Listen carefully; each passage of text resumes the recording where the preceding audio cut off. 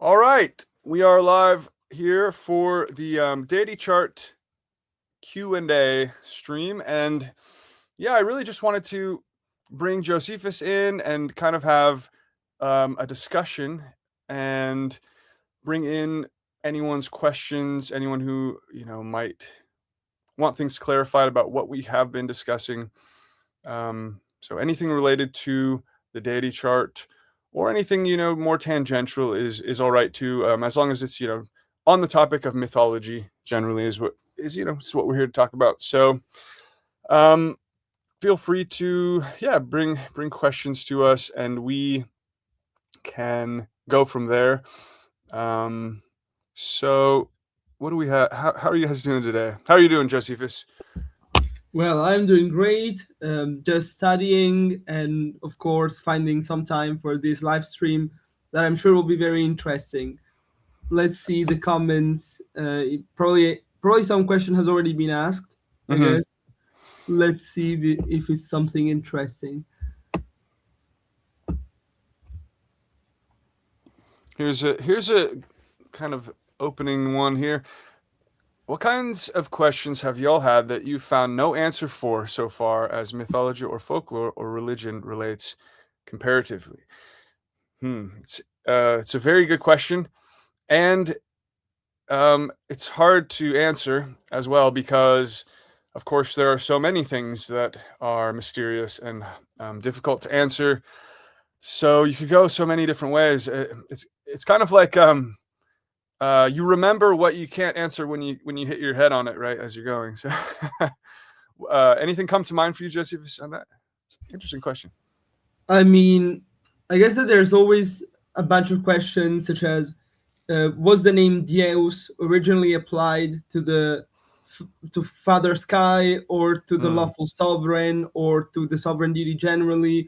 Um, Hmm. Hmm. I'm slightly more favorable towards a Roman-like solution in which the sovereign god is called Deus, but ultimately we do not have definitive proof. Hmm. Maybe some overlaps. So, for instance, Vishnu and Indra uh, overlap in India and can maybe blur the image over comparisons in other branches, that kind of thing. Hmm. Uh, we really see, especially Indra in India, being syncretized with so many other deities. So we see traits of Rudra, Vayu, of Mitra, all being merged under the name Indra. And so sometimes we have mostly worked out how it works, but sometimes maybe the details could be could be hard to pinpoint. Hmm. The same could be true for other deities, of course. So, well, Odin is another example of a multifaceted deity. So maybe sometimes there's a specific myth, and we don't know whether we should ascribe this myth to one or the other Proto-European deities that ultimately resulted in Odin as we know him, right? Hmm. Yeah, great points. It is a fascinating question about Deus and how that relates. I think you have provided a really good framework for that. That it's persuasive to me.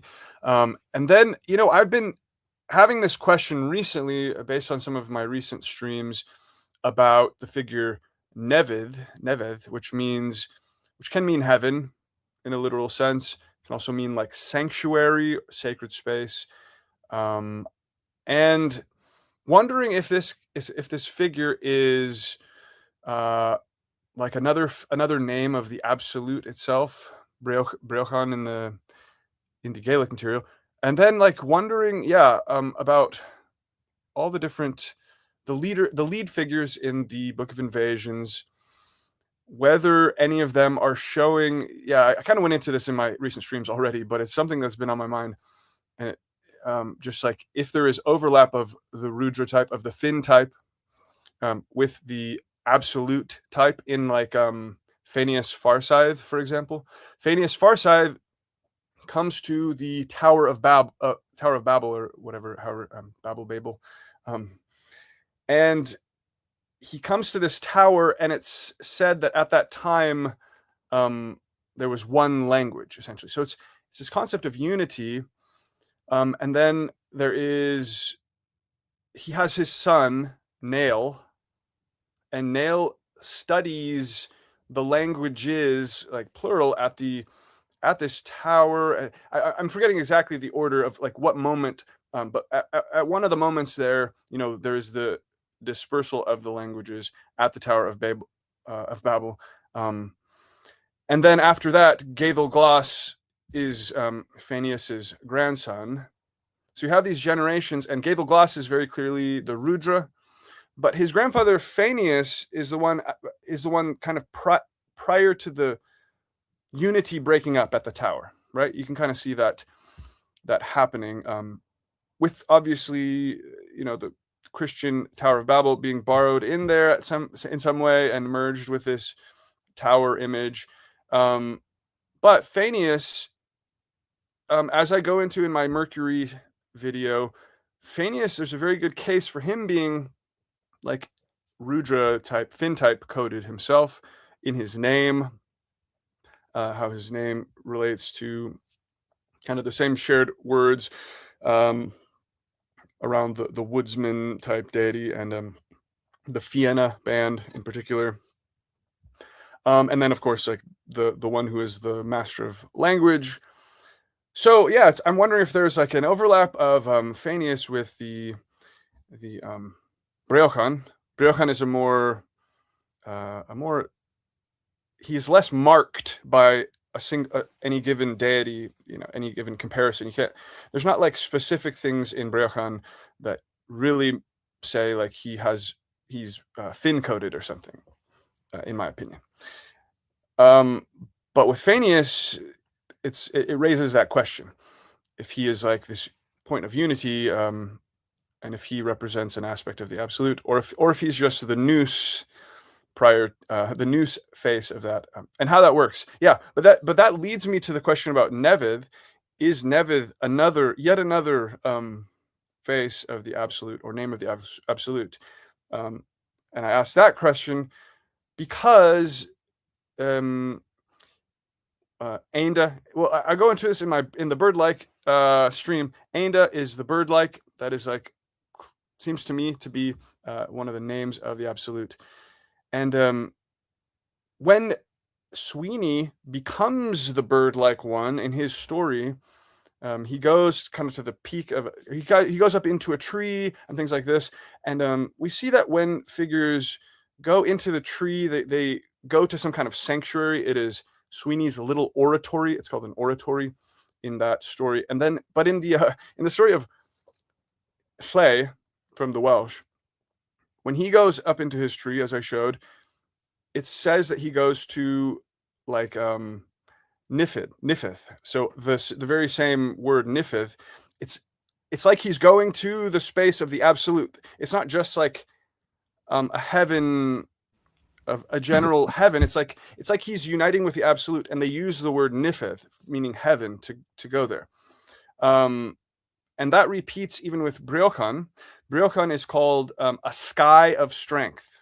This is key because the word for strength in that epithet is brig. It's just the same kind of root word that I argue is Breochan's own name is connected to. But then a sky, he's called a sky, and the word there is I think it's a variation of Nevid, but it's like Nime, I think. Neve. So you'll have to look that up. It's in the Kuno-Meyer translation of Nua the Necht, which you can, if you Google Kuno-Meyer Nua the Necht, it comes up on the internet. And Breochan's only description in that poem is that he's a sky, Neve, and Nime of strength, Brig. So is it saying that the sort of space, or the like, is it saying that the absolute is identified with this term Nevid, like the sacred space term that we have that can mean heaven? And so does that mean that that word's meaning sky can be mapped to the absolute itself, and where these things coincide? Does it go that far back? And that really just leads to more confusion. So apologies if that makes that unclear. But that overlaps with the question, like how far back do you conceptualize how high up do you conceptualize Deus kind of being a title that's used in the Proto-Indo-European framework? Does it map to just like the ultimate sovereign who's Mitraic? Does it map as far back as like the Purusha type in the Proto-Indo-European, or was it ever a term that was like one of the names of the absolute and it's breaking apart? So okay, you can see why these are questions that are maybe have no answer, or that can relate to what your question was. That's please watch my stream on Ainda for more information on that topic. It's very interesting. Okay, let's Also, see. this discussion kind of reminded me of Varro, who describing Janus, so the god of Roman religion that is supposed to be presumably the Prajapati equivalent, right, or the equivalent of these other deities. And he says that depending on the different authors that he consulted, he could be understood to be the whole world, meaning both heaven and earth, or only heaven. And so this kind of makes me wonder, maybe sometimes there's the idea that when talking about heaven, it can also mean the summation of heaven and earth, maybe of everything that exists, in a way that might also have to do with the Sanskrit elliptic dual. So in Sanskrit, sometimes we see the two Dyaush, Dyava in the dual form, meaning heaven and earth. And so maybe that could also have something to do with this Nemeth situation, at least, if anything, linguistically, if not strictly methodologically. And that's key. And yeah, I guess I'm kind of asking the linguistic question in a way, because here's the thing. I think it's clear that Dyaush, as a deity unto himself, he only really makes sense as like the Uranos type, the sky of the cosmos per se, right? And the Dyaush of the Vedas is very much kind of mostly restricted to that, I think. So that tells us, well, okay, yeah. I mean, again, there's tricky things in each direction because of the linguistics actually split, obviously, for those two names and are different. But the point is, like, I think there is a well-defined deity unto himself that is the sky, using the common word for sky, and he's not the absolute. He's like the sky, the shell of the cosmic egg, the world itself. But then maybe esoterically, the absolute itself could be referred to as like heaven, using whatever term they chose, or maybe going back to this, possibly using this Deus term, or maybe not. Maybe that's where like the Akasha term comes in for the Vedics. What do you think about that? Because I guess I'm kind of thinking of I was comparing like the bird-like quality or domain of the absolute, because we find the bird-like as this description of the Irish absolute. And I was comparing that to the Akhet of the Egyptians, and the Akhet is where the soul like becomes a bird and like becomes this Ak, this bird-like shining spirit in the Akhet. That's this kind of this merging with the ultimate heaven absolute, sort of, in the Egyptian. So I'm wondering if there had to be some kind of word meaning heaven that meant this transcendent heaven of the absolute, and maybe each branch or tradition would just choose a specific word for that. I don't know if maybe that's where like Akasha blends together with sky in Vedic. What do you think about that? Yeah, so as for Akasha, there seems to be some evidence that it was partly used as a replacement for Dyaush as time went on. So it seems that they sometimes are really synonymous. However, it's also possible that they started out with a clear distinction and the lines got blurred over time. And it could make sense to have Akasha as the more primordial word, and maybe Dyaush as specifically referring to heaven. Also, at any rate, the semantics of Sanskrit Dyaush are a bit innovative. Like in Sanskrit, Dyaush means heaven. In all other languages, pretty much it does not mean heaven. It always means either specifically daylit sky, or light in general, or day in general. It's never as generic as Sanskrit Dyaush. So even if Sanskrit maybe preserved an original distinction, we might have to match the Sanskrit words to other words that have uh, different etymologies, different forms, but the same meanings, right? Sometimes the form and the meaning just do not line up, as in the Aush probably. Right. Good point. And so, yeah, I guess maybe we should be careful about Neviv meaning just simply sky, even though, as I said, Kuno Meyer, well-respected scholar, translates a version of this word as sky, sky of strength. But if you go to Wiktionary, Neviv, it says a sanctuary or a person with privilege in Old Irish. Okay, so it's like not as simple as always just meaning sky. It has other overtones to it, right? So I mean, yeah, it might. Yeah, it's one not the obvious same as Diash per se. one obvious comparison for this semantic ambiguity is Latin templum, which is known to mean both a division of heaven and also a temple, and obviously English kept using it for temple.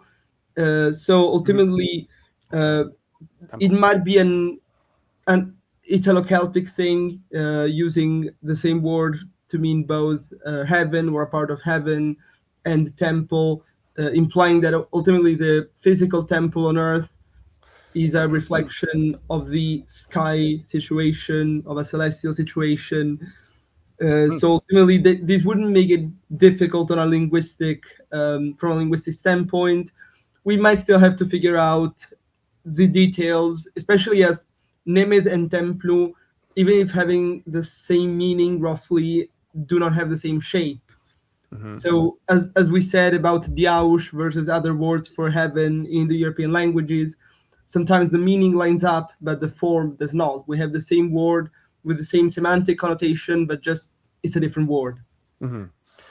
Great point, and that's really interesting to see kind of a mirror, at least a parallel in the Italic, and it reminds me again of the Egyptian stuff because I hadn't even realized this when I made my stream discussing the Aket thing and the bird-like, but apparently pyramids were referred to just with the word Aket as well, which maybe is like more common knowledge than I realized. But yeah, like there in ancient Egypt, pyramids themselves were referred to as Aket, even though it was also this conceptual metaphysical space where the pharaoh was trying to go, but also the temple, or sorry, the pyramid itself. And so that reminds me of this concept of the temple, like if you picture the pyramid as kind of a temple slash tomb space, right? A sacred space in that way. Then it is a similar kind of thing where there's this earthly manifestation of that is the Aket, and then there's also the however it's conceived, that is the absolute, that the soul is trying to go to, as well. So that's interesting. And then of course that raises a question about like svarga in Vedic material. If that's a different, if svarga encompasses that highest heaven, or is a different level of heaven or something like that, or is the same thing. But yeah, it's another tangent. I'm not sure about that, but svarga might kind of have that meaning. Okay, what else do we have here?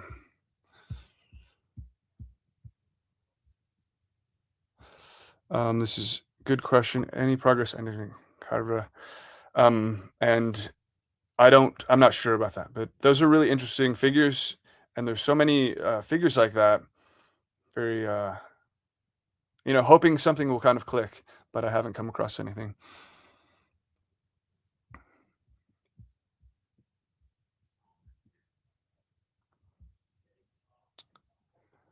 And then let's see, Finn's questions is interesting because someone brought this up in the Patreon as well. I'm not sure if this commenter saw this in the Patreon or anything, but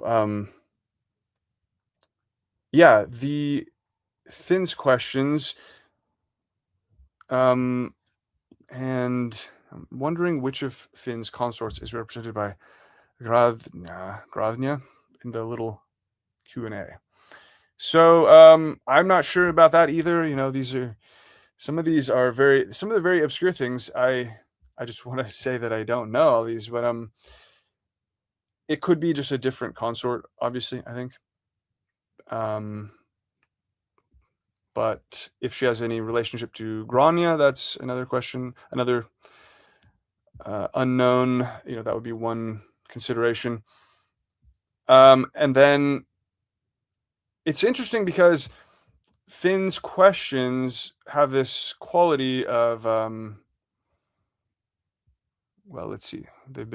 Some of these were posted by Ed and also Sadiman in the Patreon.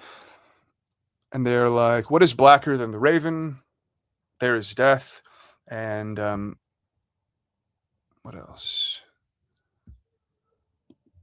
What is swifter than the wind? A woman's thought betwixt two men. What is hotter than the fire? A woman's reasoning betwixt two men. It's interesting to me because it reminds of the child ballad called Riddles Wisely Expounded. You know, a lot of people know this, but Riddles Wisely Expounded is the 1A. It's like the first of all the child ballads, so it's extremely well known. Where basically there is let's see, there's a knight of noble worth. Yeah, so a knight comes and questions the maiden with questions like this: what is longer than the way? What is sharper than a thorn?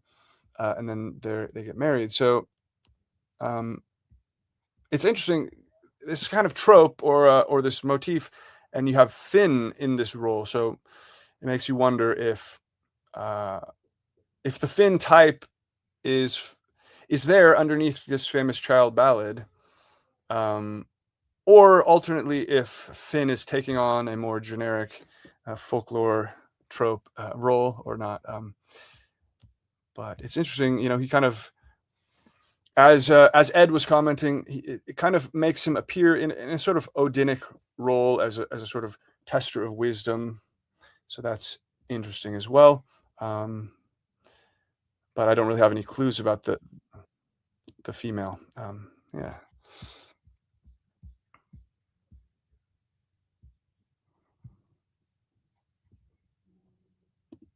So yes,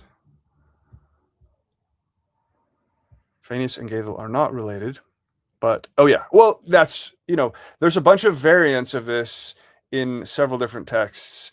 For example, in the Book of Invasions, I'm pretty sure they are related. But yeah, I think there's at least one variation of like the 5 different ones where they're not related, and it's curious why that would be. Yeah, there might be a couple where they're not related actually, but very interesting nonetheless.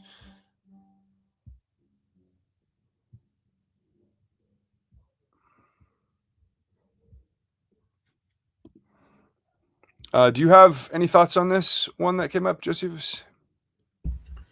Okay, so I don't think I have other examples that I've found in various texts.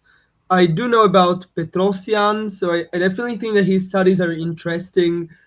Sometimes they do need a grain of salt, especially when he seems to think that the Iliad was originally written from a pro-Trojan perspective, and that therefore Achilles is actually a cognate with the serpent in the chaos camp. That kind of things probably should be questioned in Petrosian's research.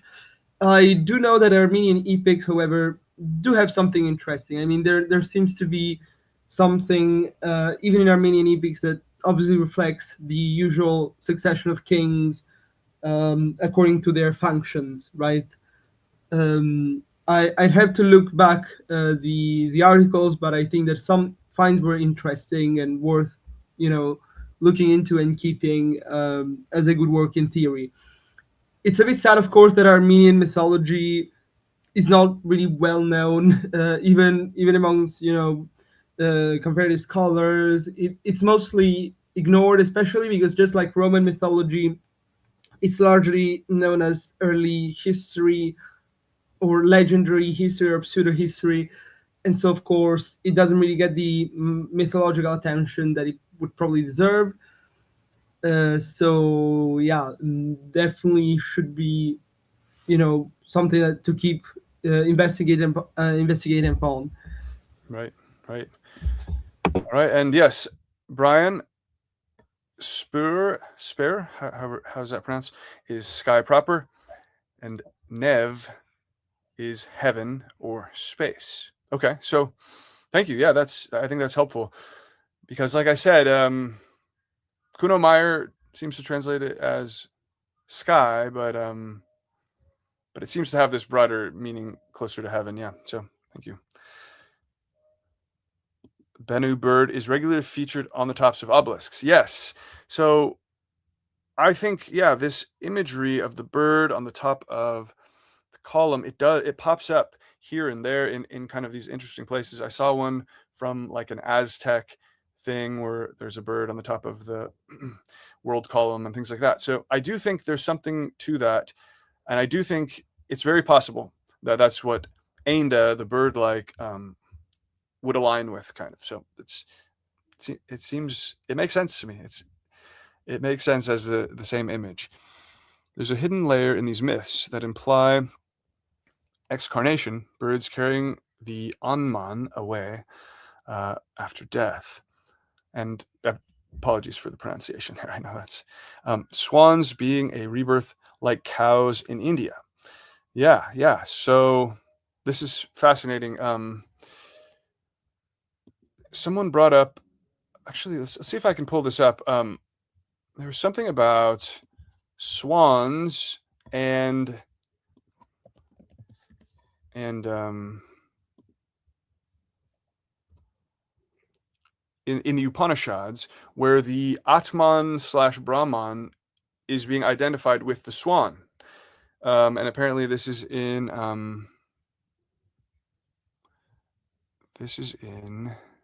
which Upanishad? The Mundaka Upanishad, actually, sorry, this is from the Shvet Ashvatara Upanishad.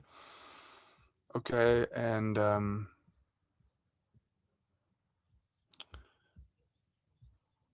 let's see. Yeah, there is reference. I looked at it, and there is reference to the swan is kind of used as one of the metaphors among other things. So it's not to overstate it too much, but that comes up, and that's interesting because the Tuyen cloak, the bird cloak of the Druids, has mallard feathers, but also swan feathers in the higher part of the cloak, apparently. So this theme of the swan, it could be something, it could have been one of the main birds identified with this highest bird-like quality. So it's something to keep in mind and to look into. And that of course made my mind jump to Heinir, who sometimes is compared to more like a crane or stork, but it's kind of a similar kind of like water bird. So I wonder. And then of course there are like the swan maidens in Norse mythology as well. So you got to wonder if those things come back around somehow. As far as excarnation, it's an interesting thought. I don't know of any particular evidence of do you mean by excarnation? Do you mean like the Zoroastrian kind of open burial practice, or something else? If you could clarify. But I don't know of any evidence of that in like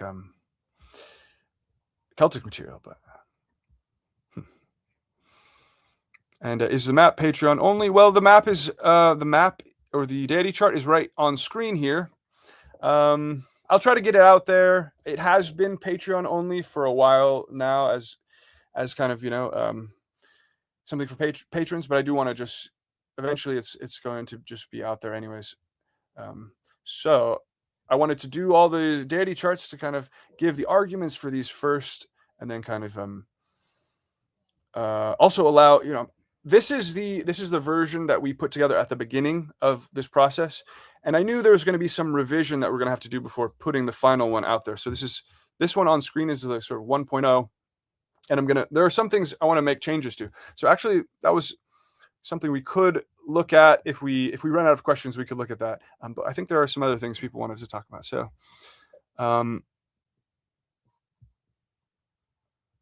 yeah, I'm sure the live performance of the questions was warm up. Okay, let's see.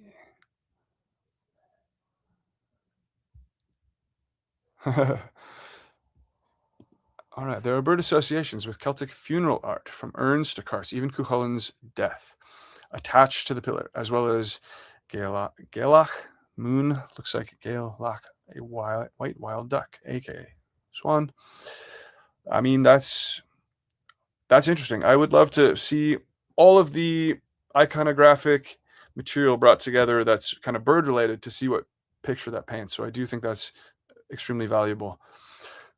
And yeah, thinking about Cuchulain's death, that's a really interesting one, because as we were talking about, there is this image that pops up kind of perennially in different cultures of the pillar or tree, even with the bird perched on top. And I think that it's an echo, it's an image of the bird, like at the peak of the absolute pillar in some way. And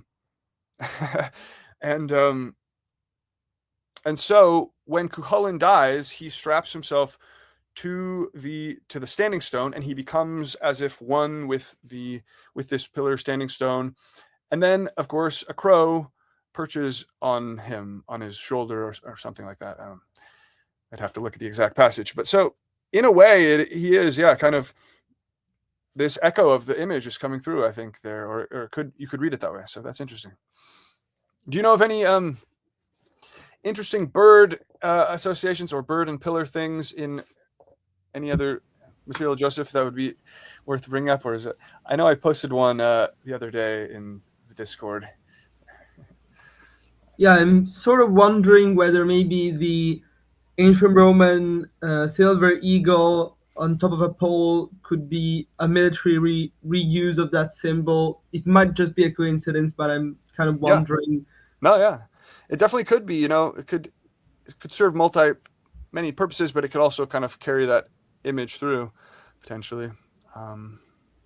Yeah, maybe though we should probably focus on looking, for, we're very similar to this one, basically, I guess, if we're going to stick with the question. So that's interesting. Of course, we do have this one of Leda in Greek mythology, although I don't think it's ever said to, sit atop of a tree. So, yeah. I'm kind of trying to wonder if there's any specifically relevant bird on a tree in Greek or Roman mythology or other such mythology. And it's not to say, like, that would be interesting. It's not to say it has to be on a tree or a pillar, because the bird, like, it could be kind of shown in different ways, of course. Yeah, I'm also kind of wondering maybe on the Sumerian Antu bird, which is sometimes portrayed as sitting upon a tree. Specifically, I think it was a tree cultivated by the goddess Inanna, so it was a specific tree, and so maybe there's this kind of symbol once again coming through. Although there's always the question of how maybe, especially with Sumerians, which are not related phylogenetically to Indo-Europeans, to what extent it's a shared cultural inheritance, maybe from ancient North Eurasian ancestors, and to what extent it's just a random similarity because birds do happen to sit upon trees, right? Yeah. Maybe the meaning underlying these symbols could be different. Yes, that's a really good point. That is a really good point. I agree. It could be different. It could be coincidental things, but it's worth thinking about, because as I said in my stream, we can't ignore the fact that Ainda, meaning the bird-like, is the very first name above, kind of above Briochan and Tat at the absolute level, as sort of like this highest name apparently, or underlying name of connected to the absolute. So it is like they're painting a picture of a bird sitting on the pillar that is Briochan, Lord of the Tower. So excarnation is possible on the dolmens or mountain, but yes, it seems like bird or winged relations of the soul. The name for an unbaptized child spirit is Taran, butterfly, more spiritual excarnation. Interesting. I mean, I'll have to read up more on this kind of stuff. It's tantalizing, and it's also, yeah, I'm curious how it ties in with other Celtic, what we can discern from the material of other Celtic beliefs about the soul and the other world and stuff like that. So, when are we getting that deity chart? So, yeah, I had it posted on screen there for the first half part of this stream. That was the chart, and so you can take a look at it there. And I will try to get it out there, like I said, once it's kind of revised. Ultimately, I want to. It's been there as a thing for patrons, and it's limited how many things I have that are just for patrons that I'm able to provide in the first place. But at the same time, the whole point of what I'm doing is to get the information out there to everyone that I can. So I have those two kind of requirements, and I do want to get the chart out there ultimately. Wouldn't it make the most sense to simply view the bird aspect as an echo of the earth diver cosmogonies? Okay, like instead of the bird means the soul or other modern metaphysical ideas, wouldn't it most likely simply be pulling from the bird physically diving down to grab some earth? Okay, it's a great thought and question, and I think it gives me opportunity to sort of clarify what my argument is, at least. And my argument isn't that that the bird-like Ainda is the soul per se. What I'm trying to say is that they saw their absolute, which they would call Breochan or other names that we've seen, Trevolnydd. They saw their absolute as sort of when you turn it over, or when you look at what underlies it, it is the bird-like. And so what does that mean? My interpretation is that means this is somehow the description of its nature, or its highest name in some way, that it is the bird-like. And I've tried to connect this to possible connections, and I think there's just multiple different ones you could theorize about what that means. It could be a symbol of this sort of ultimate freedom of the absolute. It's unbound by anything external to itself, and therefore it's like this self-determining, self-moving, or whatever, whether motion is relevant or not, but it's somehow self-determining or self-willing, as some philosophers have put it, which connects to concepts like svadaya, the svadaya that's connected to the skamba in the Rig Veda, and the svatantriya and svachanda that is connected to Bhairava Shiva, the absolute in Shaivism, and things like that. So that's one way you could look at it, sort of like untethered freedom that the absolute has to have, because nothing is outside of it, and therefore it is not constrained. But then there's other ways to look at it, such as like sort of the bird's eye view. So therefore it's like the ultimate witness of all, the witness eye, sort of. That's one way to look at it. The other way is like, is it sort of like the essence of magic or power is this sort of bird-like quality, and so you mystically merge with this sort of shamanic bird avatar quality that is sort of the essence of what magic is. These can all kind of dovetail together as well, but yeah, there's different ways to look at it. And then as a corollary of that, the soul of the human gains wings, through practices through theurgic practices or whatever other practices were known in different traditions, the soul could sort of gain wings and become merged with the ultimate sort of absolute and take on the bird-like quality to merge with it in some way. That would be how I would connect it to the soul, because we do have images of souls being bird-like, but I think that's a lower sort of iteration of the bird-like, where it's the soul going back to the absolute. And I guess I would say for the earth diver, to me, it seems like the bird who does the earth diving is farther along in the creation, the outflowing of the creation from the absolute, so that the bird who does the earth diving isn't necessarily like the ultimately transcending absolute. The ultimately transcending absolute is kind of above and beyond everything, and is, to me, is most clearly shown with Trevonnydd Treocher in the settling of the manor of Tara for the Celtic material, and then also Breochan, and then probably like Dunwall Moelmud that I discussed in the Welsh. The silent, bald world king. He's silent and bald because he's without qualities and limitations that could attach to him. And so, anyways, and then Ainda, of course.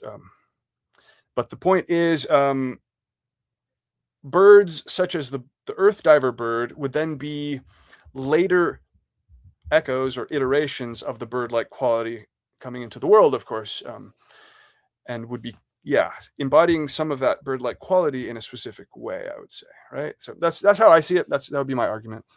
Hopefully that makes sense. But it seems like the earth diver usually comes within a sequence, not the very, very first thing of all, right? Is that true, Josephus, do you think? Yeah, of course. I mean, I guess that also, as always, different birds can mean a lot of different things. In Greek mythology, we see this maybe a bit more clearly. Yeah. Romans probably did not mythologize it as much, but it might have left traces in the practice of augury, so bird divination. We do know that there are at least two main categories of birds, but then every single bird has its own signification. So, there's always this kind of possibility with birds. And also, ultimately, the idea of ascent is really interesting to me, because I see that the ascent, especially in Neoplatonic texts, is usually identified with ascent through the 7 planetary spheres, and maybe the 8th sphere, which would be the one of the fixed stars. But this astrological knowledge seems to come from Babylon. So what kind of ascent are we dealing with in a strictly Indo-European framework? If it certainly was something, but was it the same as the Babylonian one, or was it different, as it probably was, right? Maybe it was something not unlike the ancient Greek mysteries, most mystery schools at least, and also some Vedic initiations, which suggest that there are only 3 degrees of ascent. I think that Phaedrus only has 3 or 4. I'm not sure how we should count them. So maybe there's something in pointing to that direction as well. Yeah, good points. So, okay, I was going to pull up one other thing real quick. So, yes, as you guys were saying, the ascent, the Phaedrus, and all of that refers to ascent. There are bird-like associations or descriptions in some of the Platonic material. That's as far as I remember. And so this is, it's something that pops up in multiple places. Like I showed, the Egyptian soul has a bird aspect to it, and then becomes the Ak, which is also a bird image. So this idea of the soul as a bird is there. Okay. But then I wanted to look on this, which is ascension and oneness is the same word in Gaelic. Okay, I don't know how to pronounce that, but Ionad, the act of being one. And so this is why I wonder I'm left wondering about this. I brought this up very briefly in my stream on the bird-like, but you can see here, this is the key thing. There's a battle and then a plague. This is the end of the lineage of Phineas and Gavel.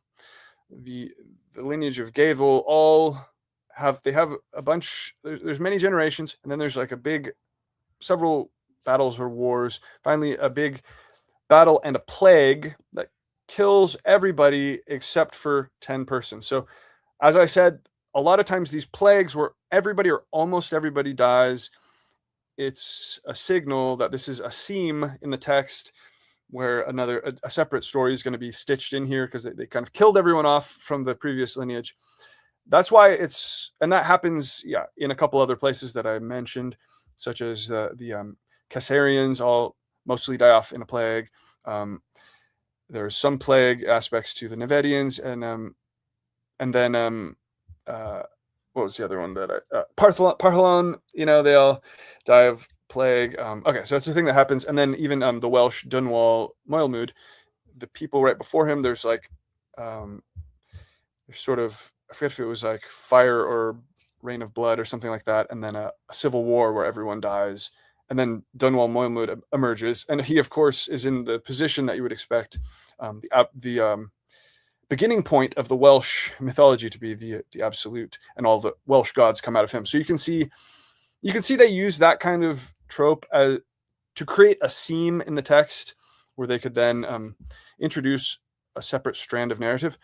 So that's why it's fascinating that the Gavel line kind of blows itself up in this battle and plague. A few people survive, but who is it that comes out of it? Un, right? And ein. And this word ein means bird. And it is the same root word as einda, which means bird-like. Bird-like is the name at the very beginning of the Tuatha genealogy, right after a seam in the lineage that I showed. So einda in the Tuatha genealogy is the very first proper name. And then Tot and all the others and the gods come after that. Here we have the very first two names emerging from the seam are Un and Ein, kind of side by side, and then Breochan coming right after Ein. So you can see the bird comes right immediately prior to Breochan, and then all the god figures come out of that. But this other name paired with Un is also, or with Ein, bird, is fascinating because it's Un. And so that's interesting because I mentioned that Un can mean one, as in like if Ein means bird and it implies the bird-like quality, Un could mean one and imply the one-like quality of the absolute, the oneness quality. But it doesn't necessarily mean one, because I'll show you on the dictionary here.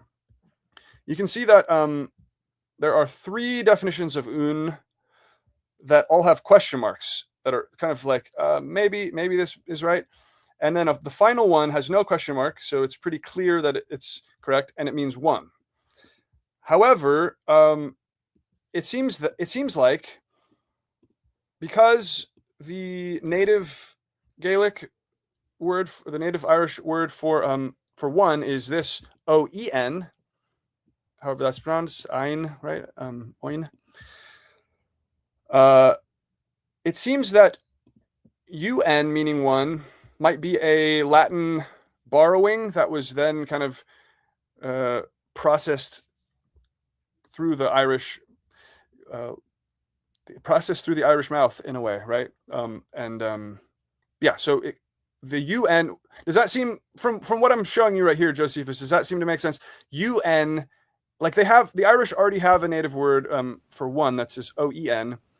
And then un appears, and I think that it's a Latin borrowing from unus there. Yeah, I mean, it could make sense. Of course, Irish monks were really well learned in classical languages, so they knew that us was the nominative marker, so they knew that in unus, only the first two letters were the ones that were supposed to be borrowed. So yeah, it's possible. Although, I mean, looking at the at the context here where this is cited. This is not particularly formal context.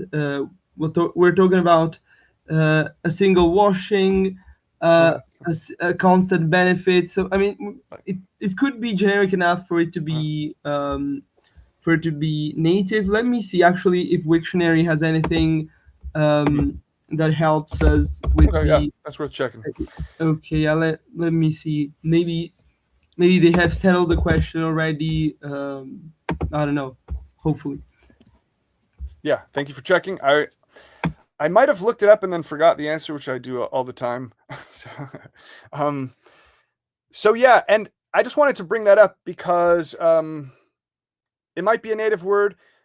If it's a borrowing from Latin, then maybe the one in the Book of Invasions doesn't mean one. Maybe it could be one of these other options, like a constant benefit. What if the UN there means a constant benefit? That could be a quality of the absolute potentially, like the source of constant benefit. So that's the other option. I just want to put it out there that that un in this Book of Invasions passage, which appears to be the quality of the absolute paired with the bird-like, it might mean one, but if they're using all native words instead, you might think that, oh, maybe it doesn't mean this Latin borrowing meaning, maybe it means this constant benefit one. But as Josephus said, maybe there's a possibility it could still be a native variation of a version of how they would say one.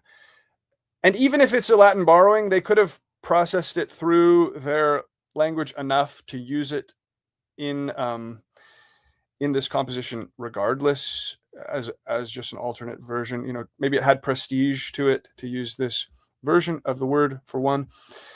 And so if un here means one, then it might connect with what Brian is saying here, that ascension and oneness are connected potentially in Irish. So yeah, as you can see, un So, and are connected. Okay, what was that? sorry to interrupt. No, I couldn't find any Okay. conclusive evidence on Irish un.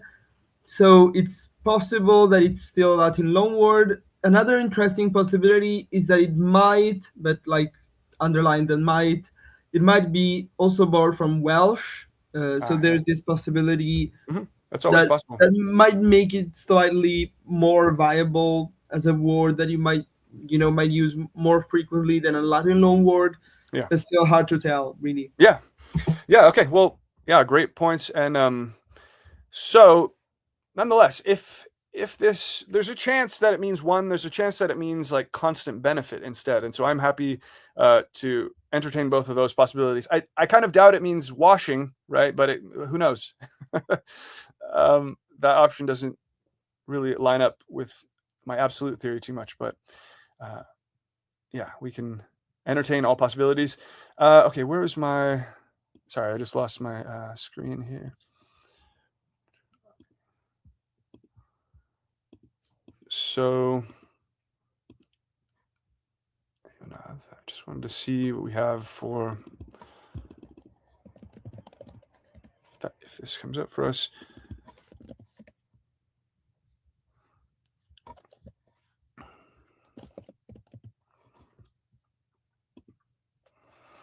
So yeah, you can see this is the usual word for one, and it does have these spellings. It can be AON, etc., as Brian was mentioning.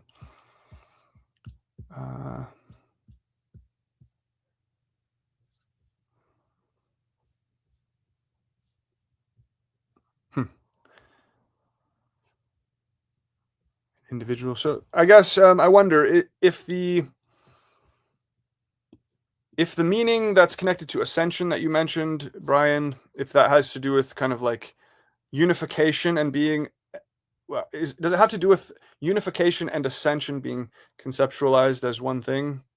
Is that why that is, or are they like two words that sound similar that are, yeah, homophones in that way, or what?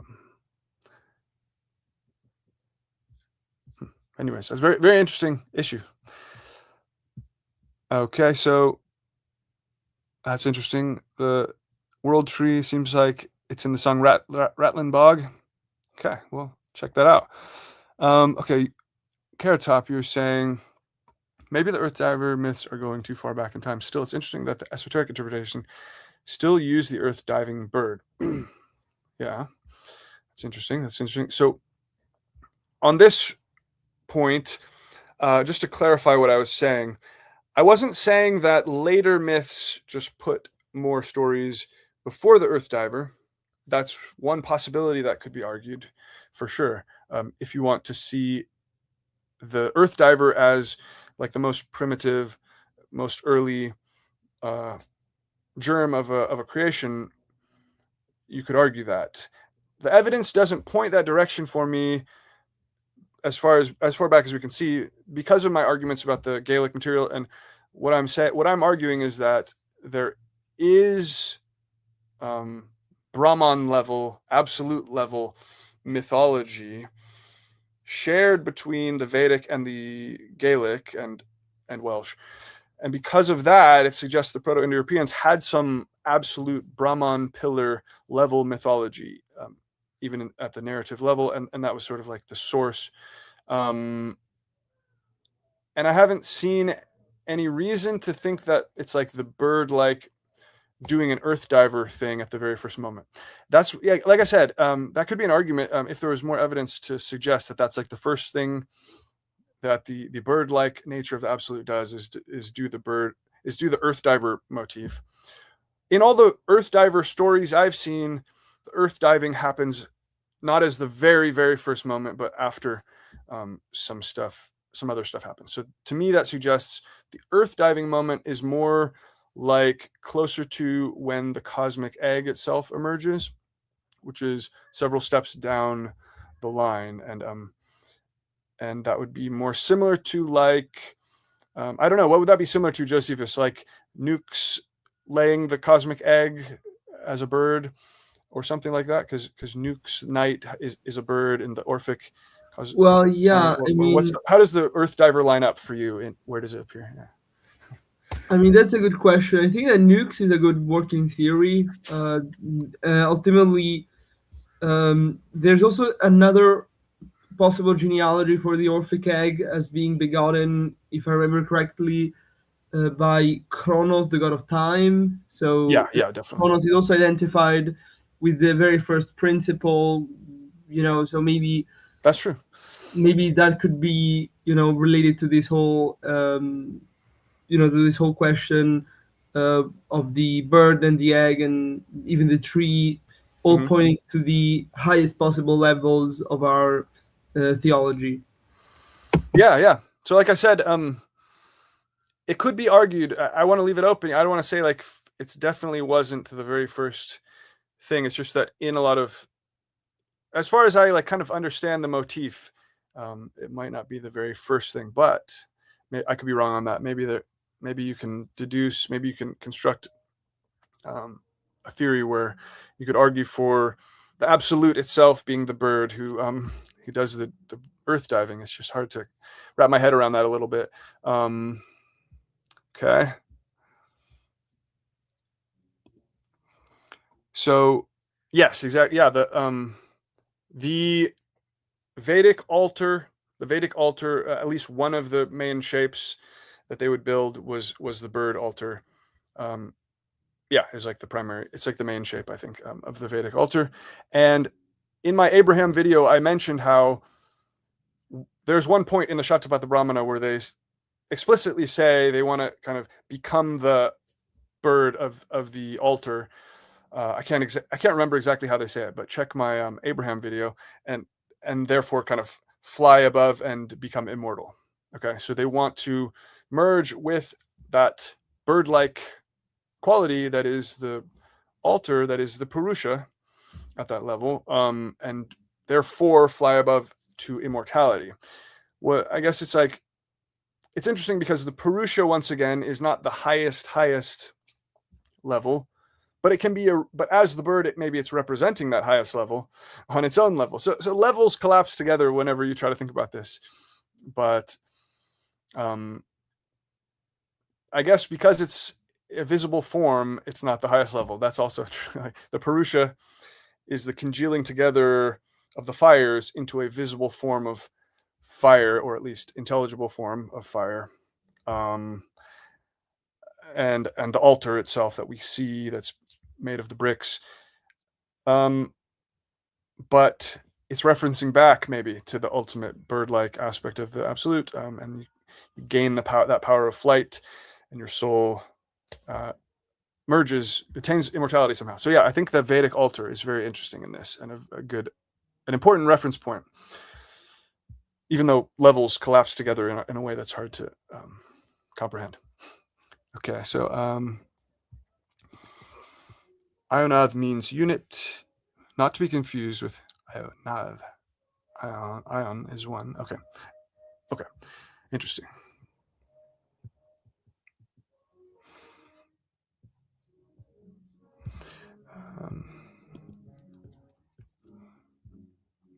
Cosmic egg, Earth. So yeah, again, similar question on that topic. I think it's tough because the Celtic material doesn't have a clear egg component. So I can't deduce from my Celtic basis that the cosmic egg was original in that sense, or was Proto-Indo-European. There are kind of names like Mathonwi that some people have connected to being like son of the egg, or in some way Mathonwi, the wy suffix there, some people have said is the same as the word for egg in Welsh. Okay, so like son of the good, his name would be like good son of the good egg or something like that, if that was the case. So that's one theory that's actually out there, and other people of course think that's wrong. And then there's like Crayerwi is a female who has this suffix as well. And so some people have debated about whether this is just a different suffix or if it's actually the word egg in there. And I can't really say the answer to that. If it's interesting because I say that Mathonwi is the Savitar type, and that's at least partially comparable to Phanes, however that's pronounced, Phanes. And Phanes comes out of, Panes. how is it? Panes. Pan, The really Phanes in English should be fine, but like pan. Panes is So it's like a P, thing. just like Yeah, precisely. Panes. Okay, thanks. Yes, I'm always trying to learn pronunciation. And so Panes comes out of the cosmic egg. He's the child of the egg. So that's interesting. Even if Mathonwi doesn't mean that, it's very coincidental, because Fab Mathonwi, he's in the role where he could be the one, conceivably, esoterically being born from the egg. It would make sense. It would line up. But it doesn't say anything about his birth other than he's son of Mathonwi. What's odd about that also is that his name is Math, son of Mathonwi. His father's name is extremely like his own, but with this ennui, this little extra part. It's almost like it's saying like he's child of himself, of his higher self in some way, as we sometimes read, as we sometimes interpret other myths. So he's a bit of a mystery. It's like it makes you wonder if there was a remnant of a cosmic egg myth in the Welsh there, or if that's just a mirage created by some coincidental linguistic stuff, right? So it's kind of tantalizing, but nothing clear. And then just in general, anytime you have the marriage of sky and earth, there's a possibility that it's kind of it's not meaningfully different than the cosmic egg in a way. I don't know. I mean, it is meaningfully different, but at the same time, not that much. That's kind of how I think of it. Like, yeah, if you have sky and earth as in a union, and they're like one solid material, and then they they're split open, it's doing the same physical steps as the cosmic egg motif. So I think that Proto-Indo-Europeans had that much at least, and whether or not they described it as an egg or not is kind of what's unknown, I think. So, do you have any thoughts on that? Well, no, nothing really to add. Okay, that's fine. All right, so honestly don't know which is older, and so it's a good question again, because the Egyptians have the cosmic egg, and the Egyptians are quite old, so the idea that the motif itself could be of the egg could be very old is not too controversial. It's just whether or not the Proto-Indo-Europeans focused on that or some other conception. Okay.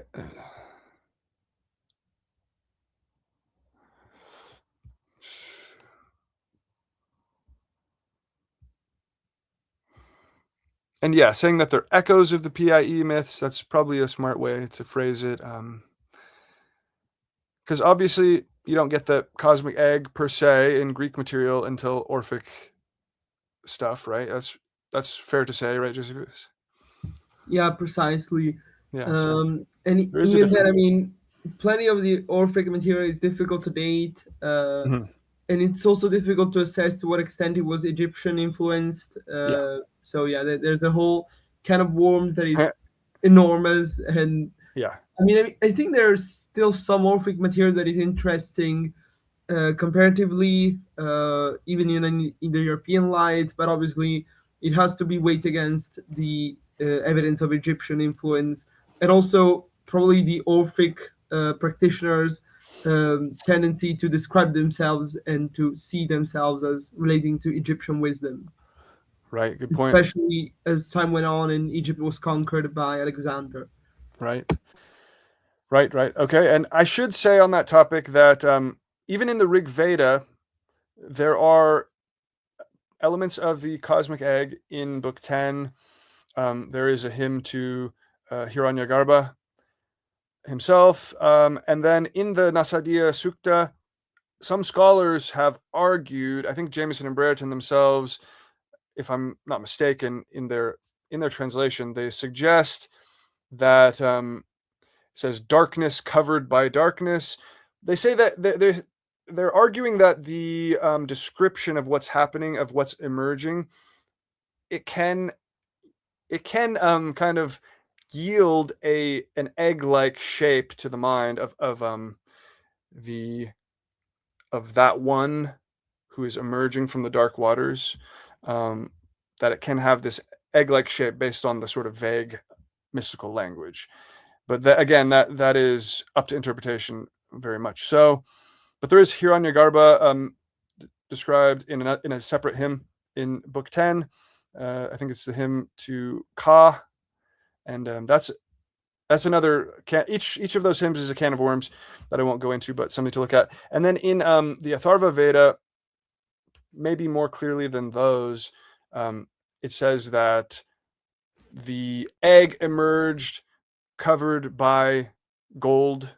Okay, so a golden it covered itself with gold as it emerged, or something like that, in the Atharva Veda. So the point is, in the Vedas themselves, possibly in the Rig Veda, and then more clearly in the Atharva Veda, they already had some conception of this golden germ / egg. Okay, that was had like a gold shell and a germ, a garba, as its essence. So it seems like the shape of it is there, and so that's very early, is my point. That's between 1500 and 1000 BCE, and so because of that, it's some of our first material of Indo-European nature, and so you can't just simply say that was borrowed from somewhere else without evidence. Just like you can't say for sure whether it wasn't borrowed. So,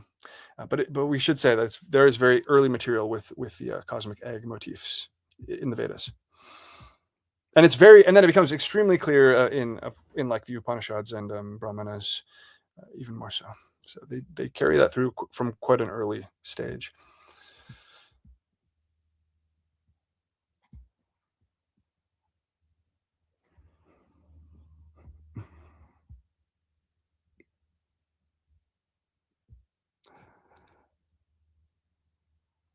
That's a good point. That's an interesting point. An egg theme. The shield wall around Lu, the Birdman, other than eggs, buns, and worms. So yeah, could you clarify at all the shield wall around? Okay, so you're saying that when they protect Lu in the Second Battle of Moytura, is that what you're saying? When they kind of are protecting Lu, right?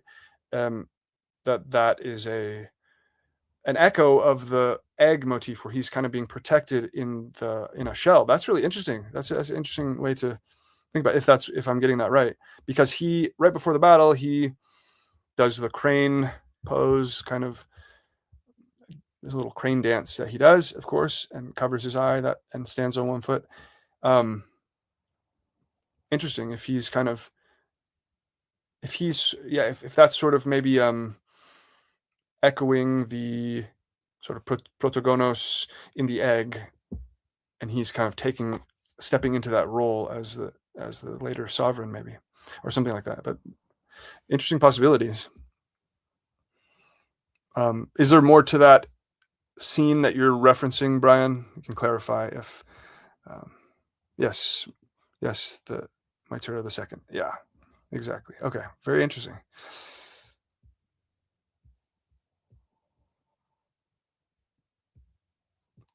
Scath can mean shield or wing. Interesting. I didn't know that. Huh. Okay. I'll have to look into that. The other interesting thing to me, from my interpretation, from the angle of my interpretation, is that when they go to the Isle of Ska, or Skye, when Cuchulainn goes there, rather, to me that echoes, parallels when Vishnu does his 3 steps, and Vishnu's final 3rd step lands him at the level of the Brahman, as far as I understand it. So he's kind of covers the 3 levels of the cosmos, and his final step is kind of landing him there at the absolute, if I'm not mistaken. And so because of that, it seems like when Cuchulainn leaps over the bridge to the Isle of Ska, he's leaping to the absolute as well, potentially, if the parallel holds. And that's interesting, and to me reinforced, supported, or confirmed, because Donal is the king there. Donal is called Donal Mildamal, which phonetically is extremely close to the Welsh parallel, Dunwall Moelmud. You can see how the second name of both is a 2-part name that phonetically is similar, Mildamail versus Moelmud. And their first names are equivalents of each other. Dunwall and Donal, it's the same name in Irish and Welsh. And from the Welsh material, you can see that Dunwall Moelmud is the silent, bald world king, and he is the father of Belimar.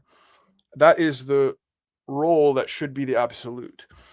All the gods come then out of Belimar, most all of the gods, or the House of Dawn. You guys understand the main family of gods. There's then external gods as well from Beli, but yeah, Dunwall Moelmud should be the absolute. So then you have Donal Mildamail in the Irish, and he's the equivalent, kind of his name is equivalent to Dunwall, and he just happens to be the king of the land where Cuchulainn leaps across the bridge to, which using the Vedic parallel, that he should be leaping to the absolute, and it just happens to be that the king there is Donal, the world king, who yeah. So because of that, I think that the Isle of Ska, in that story at least, represents the land of the absolute, that the heaven, or however it would have been thought of.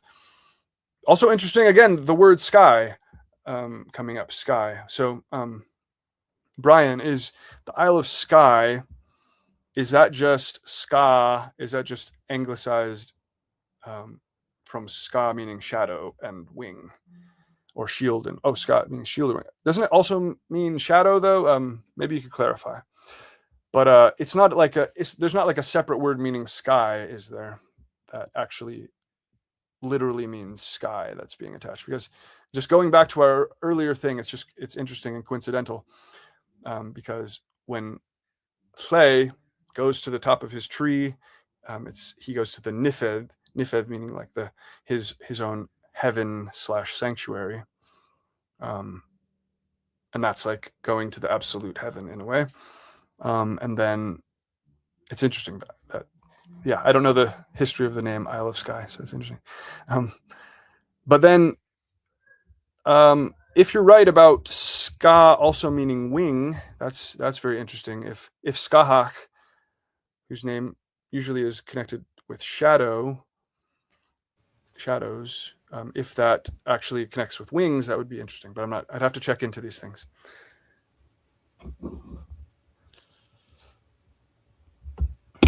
Okay, so I'm trying to look it up, and it looks like the Isle of Skye has a doubtful etymology, which doesn't really help.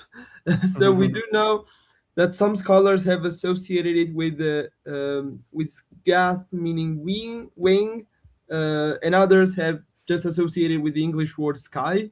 So that's a possibility. Okay. So it's probably, not coming. Probably the Old Norse source of the English word, though. Right, and it's not coming from ska, the word ska that means like shadow, like skahak, right? Okay, so apparently the word meaning shadow and the word meaning wing, even though they might end up homophonous in some varieties, are etymologically different. They're just different. So Interesting. any identity between wing and shield is probably the result, of a Gaelic innovation, probably even specifically Scottish Gaelic innovation. I'm trying to find how it works in the Irish, but I'm not having too much luck with that.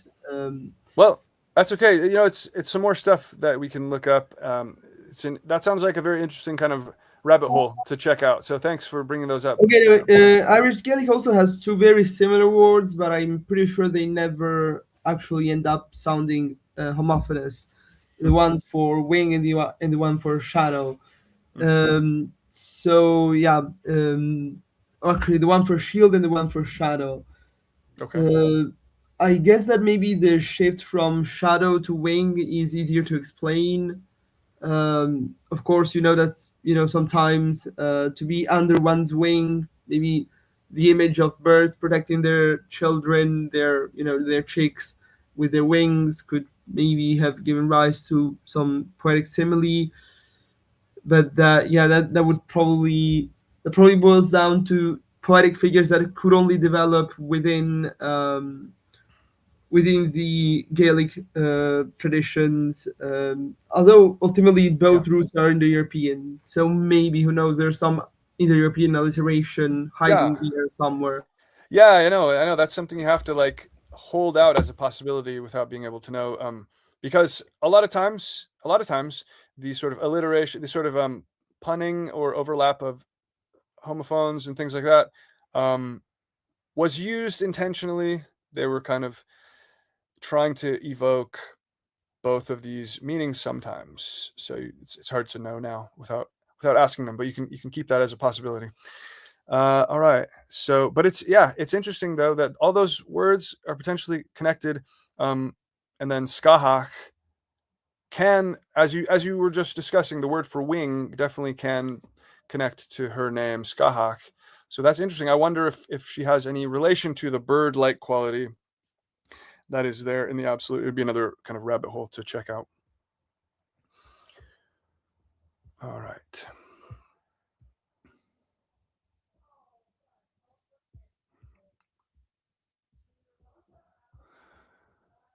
All right. So, yeah, that's, like I said, it's an open possibility. So I'm not against that as a possibility. I should say that when the Brahman is born from Hiranyagarba, the only one I can think of is in Shatapatha Brahmana 6.1.1. I don't know if that's the one you're thinking of, or if there's a different one, but it says very clearly in that passage that the Brahman is born out of the egg that's in the waters, but then it immediately says it also existed before as the mouth of the Purusha that made the egg.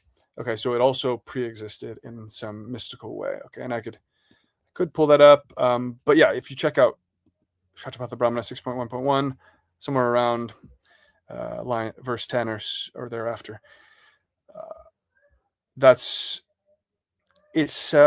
intriguing and suggestive that the Brahman can be born, kind of made to manifest from the egg, but it also, in that instance, it does suggest that it's not the first appearance of the Brahman, and that it was also prior. So I would think that the Brahman has to kind of be there before anything that happens in Shatapatha Brahmana 6.1.1. Shatapatha Brahmana 6.1.1 starts with the vital airs. That's like the pranas. And so that's kind of like the chaos of the Greek, I think. So I think it kind of like implies that this is what's coming out, that's emerging out of the Brahman, or this is the first intelligible layer that they want to discuss in this particular creation version, or however you want to frame that, but it leaves it open that there could be a higher level of the unspeakable, ineffable Brahman prior to all of that.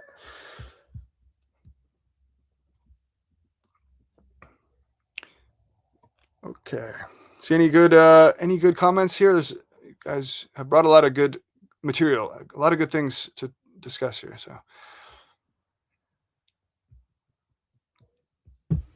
So one thing that I'm wondering, of course, Vishnu's navel is a specific Vaishnavite editing, but maybe the navel imagery is original to some degree.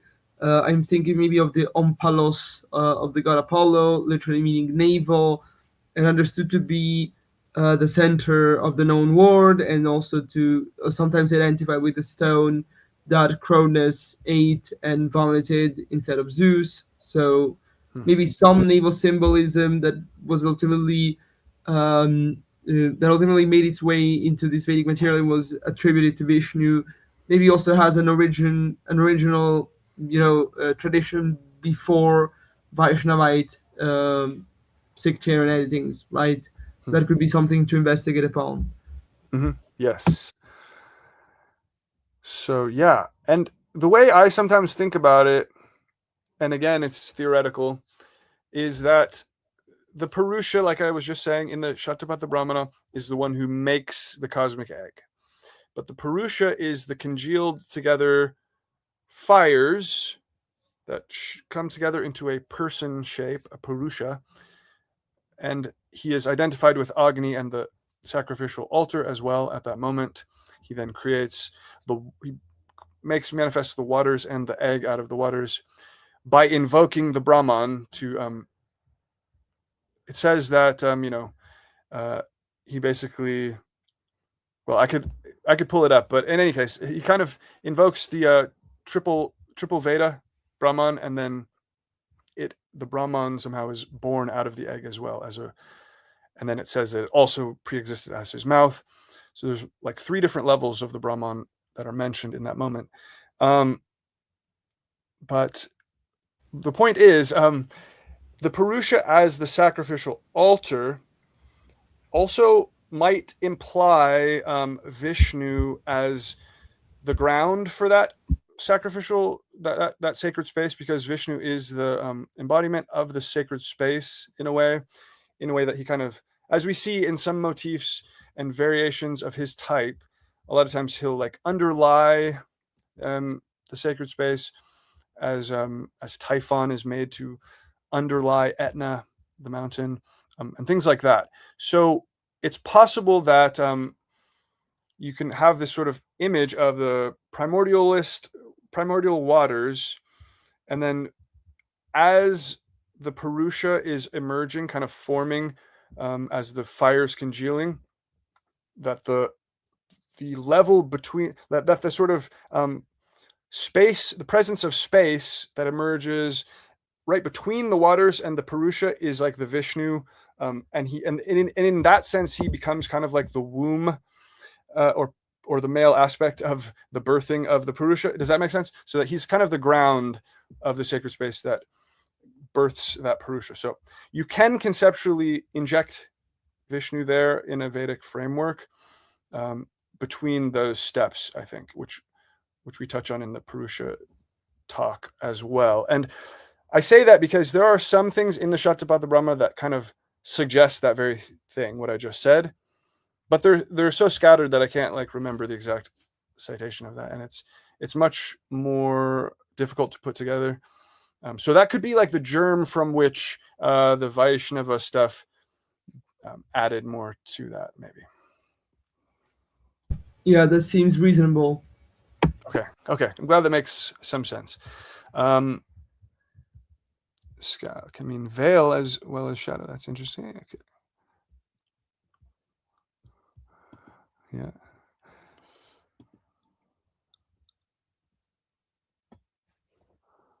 Huh. Sigurd. Interesting. So shields and a shield wall are also referred to as a shell. They use a word meaning shell. Is that so? Shell of armor. So maybe this is like a motif that's under some of these stories that was understood. It's possible. Primarily important movements. Yeah. The omphalos, as we were saying. The Lascaux Birdman, roughly 16,000 years ago. Bird on gnomon/stick is sometimes interpreted as Sirius, which would align with the theory as the ancients thought it a fixed point. What do you think about that? Okay, so that actually pushes back the whole question so much further back. Yeah. So there's always this kind of issue when we're trying to study the mythology as well as the linguistics and pretty much everything else about pre-Indo-European peoples. Usually, the issue that we run into is the lack of written documentation, right?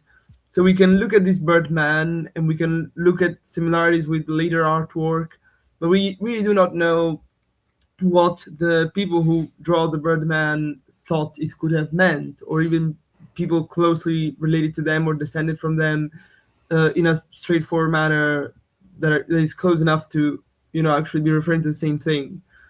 It's kind of interesting. Of course, Sirius is an interesting interpretation. In later astrology, it came to be associated with the dog. I'm not sure whether this is ancient or has, well, probably Homer already implies kind of a dog to be associated with Sirius, but I'm not going to swear by that. It's definitely a possibility. It could really be anything. Like I would always be wary about trying to elicit a Lascaux mythology, although obviously it's a very interesting prospect. It would be probably fun if we figured out that Lascaux people and Indo-European people had some sort of common repertoire or some common mythology to some degree. Yeah, like I said, I did find something with like an Aztec pillar of the world pillar, and a bird is pictured at the top, as some kind of bird deity. So there could be something like this popping up here and there. It's just, like you said, impossible to actually come up with something solid to say about that. It's just kind of thought-provoking. I do like to reiterate to people that when you're comparing Indo-European branches to each other, you're on semi-solid ground, theoretically, with the comparative method, to show you the window of time where those go back to a shared point. So let's say, like, what, 3000 BCE or something? Is that, what people will sometimes loosely say? So that's why, if I'm not incorrect about that, we're kind of the main branches of the Indo-Europeans, with the Anatolians aside, kind of broke off around 3000 BCE, or thereabouts. Different. There's a whole range of when they would have been breaking apart, of course. But the point is, when you compare Irish and Vedic or something like that, you can trace back an image to the point in time from which they broke apart, around 3000 BCE, 2900 BCE, based on what they share, what you can argue that they shared. You cannot use that material to go any farther back than that. The telescope, the distance that you're looking back with, it stops. It runs out at the point from which they broke apart, pretty much. So yeah, I like to kind of remind people that sometimes people want to use comparative material to suggest something like prior to that point, as if we can say something about, what about like 4000 BCE or 5000, based on the comparison. And yeah, you kind of lose ground. You don't have a ground to stand on after that point. That makes sense, right? Yeah. Yeah, I mean, also, I wouldn't say that it's theoretically not possible to make reconstructions that are further back. Yeah, It's just that that's not what they're yeah. on a shaky ground, and so one needs to probably find evidence from genetics, linguistics, archaeology, just to know that the connection could be possible. Within the Europeans, we are thankful that the work has already been done, that we already know that the linguistics check out, the archaeology tends to check out as well, although there can be some questions about the exact homeland of early Indo-Europeans. The genetics also check out, so we have some solid ground to know that the comparison is even possible.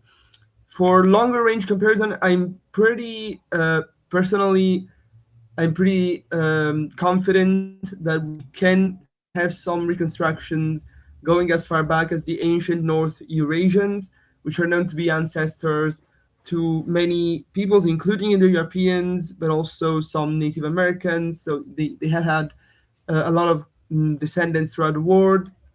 And so I think it's possible to make some very basic sketches of how their mythology could have looked like, or at least some elements could have been carried forward. The one that you often see discussed, even at the level of more divulgative discussion, is the dog as a potential companion for the afterlife. This is not extremely frequent in the European material. It does have obviously its places.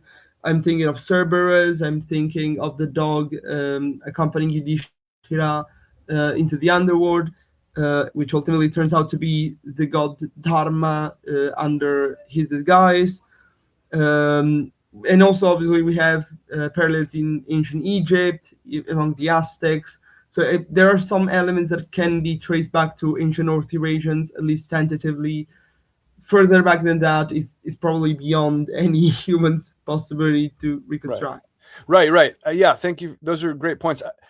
I should, clarify. I don't mean that you can't make arguments about these deep mythologies or stories, and you can't get other material to corroborate. I just mean when you're making a pure, like Indo-European mythology comparison between Gaelic stories and Vedic stories, it opens up a time window that you can project and reconstruct, and what that window is showing you is when those were united, and you don't know for sure how much farther back that applies to than when they broke apart.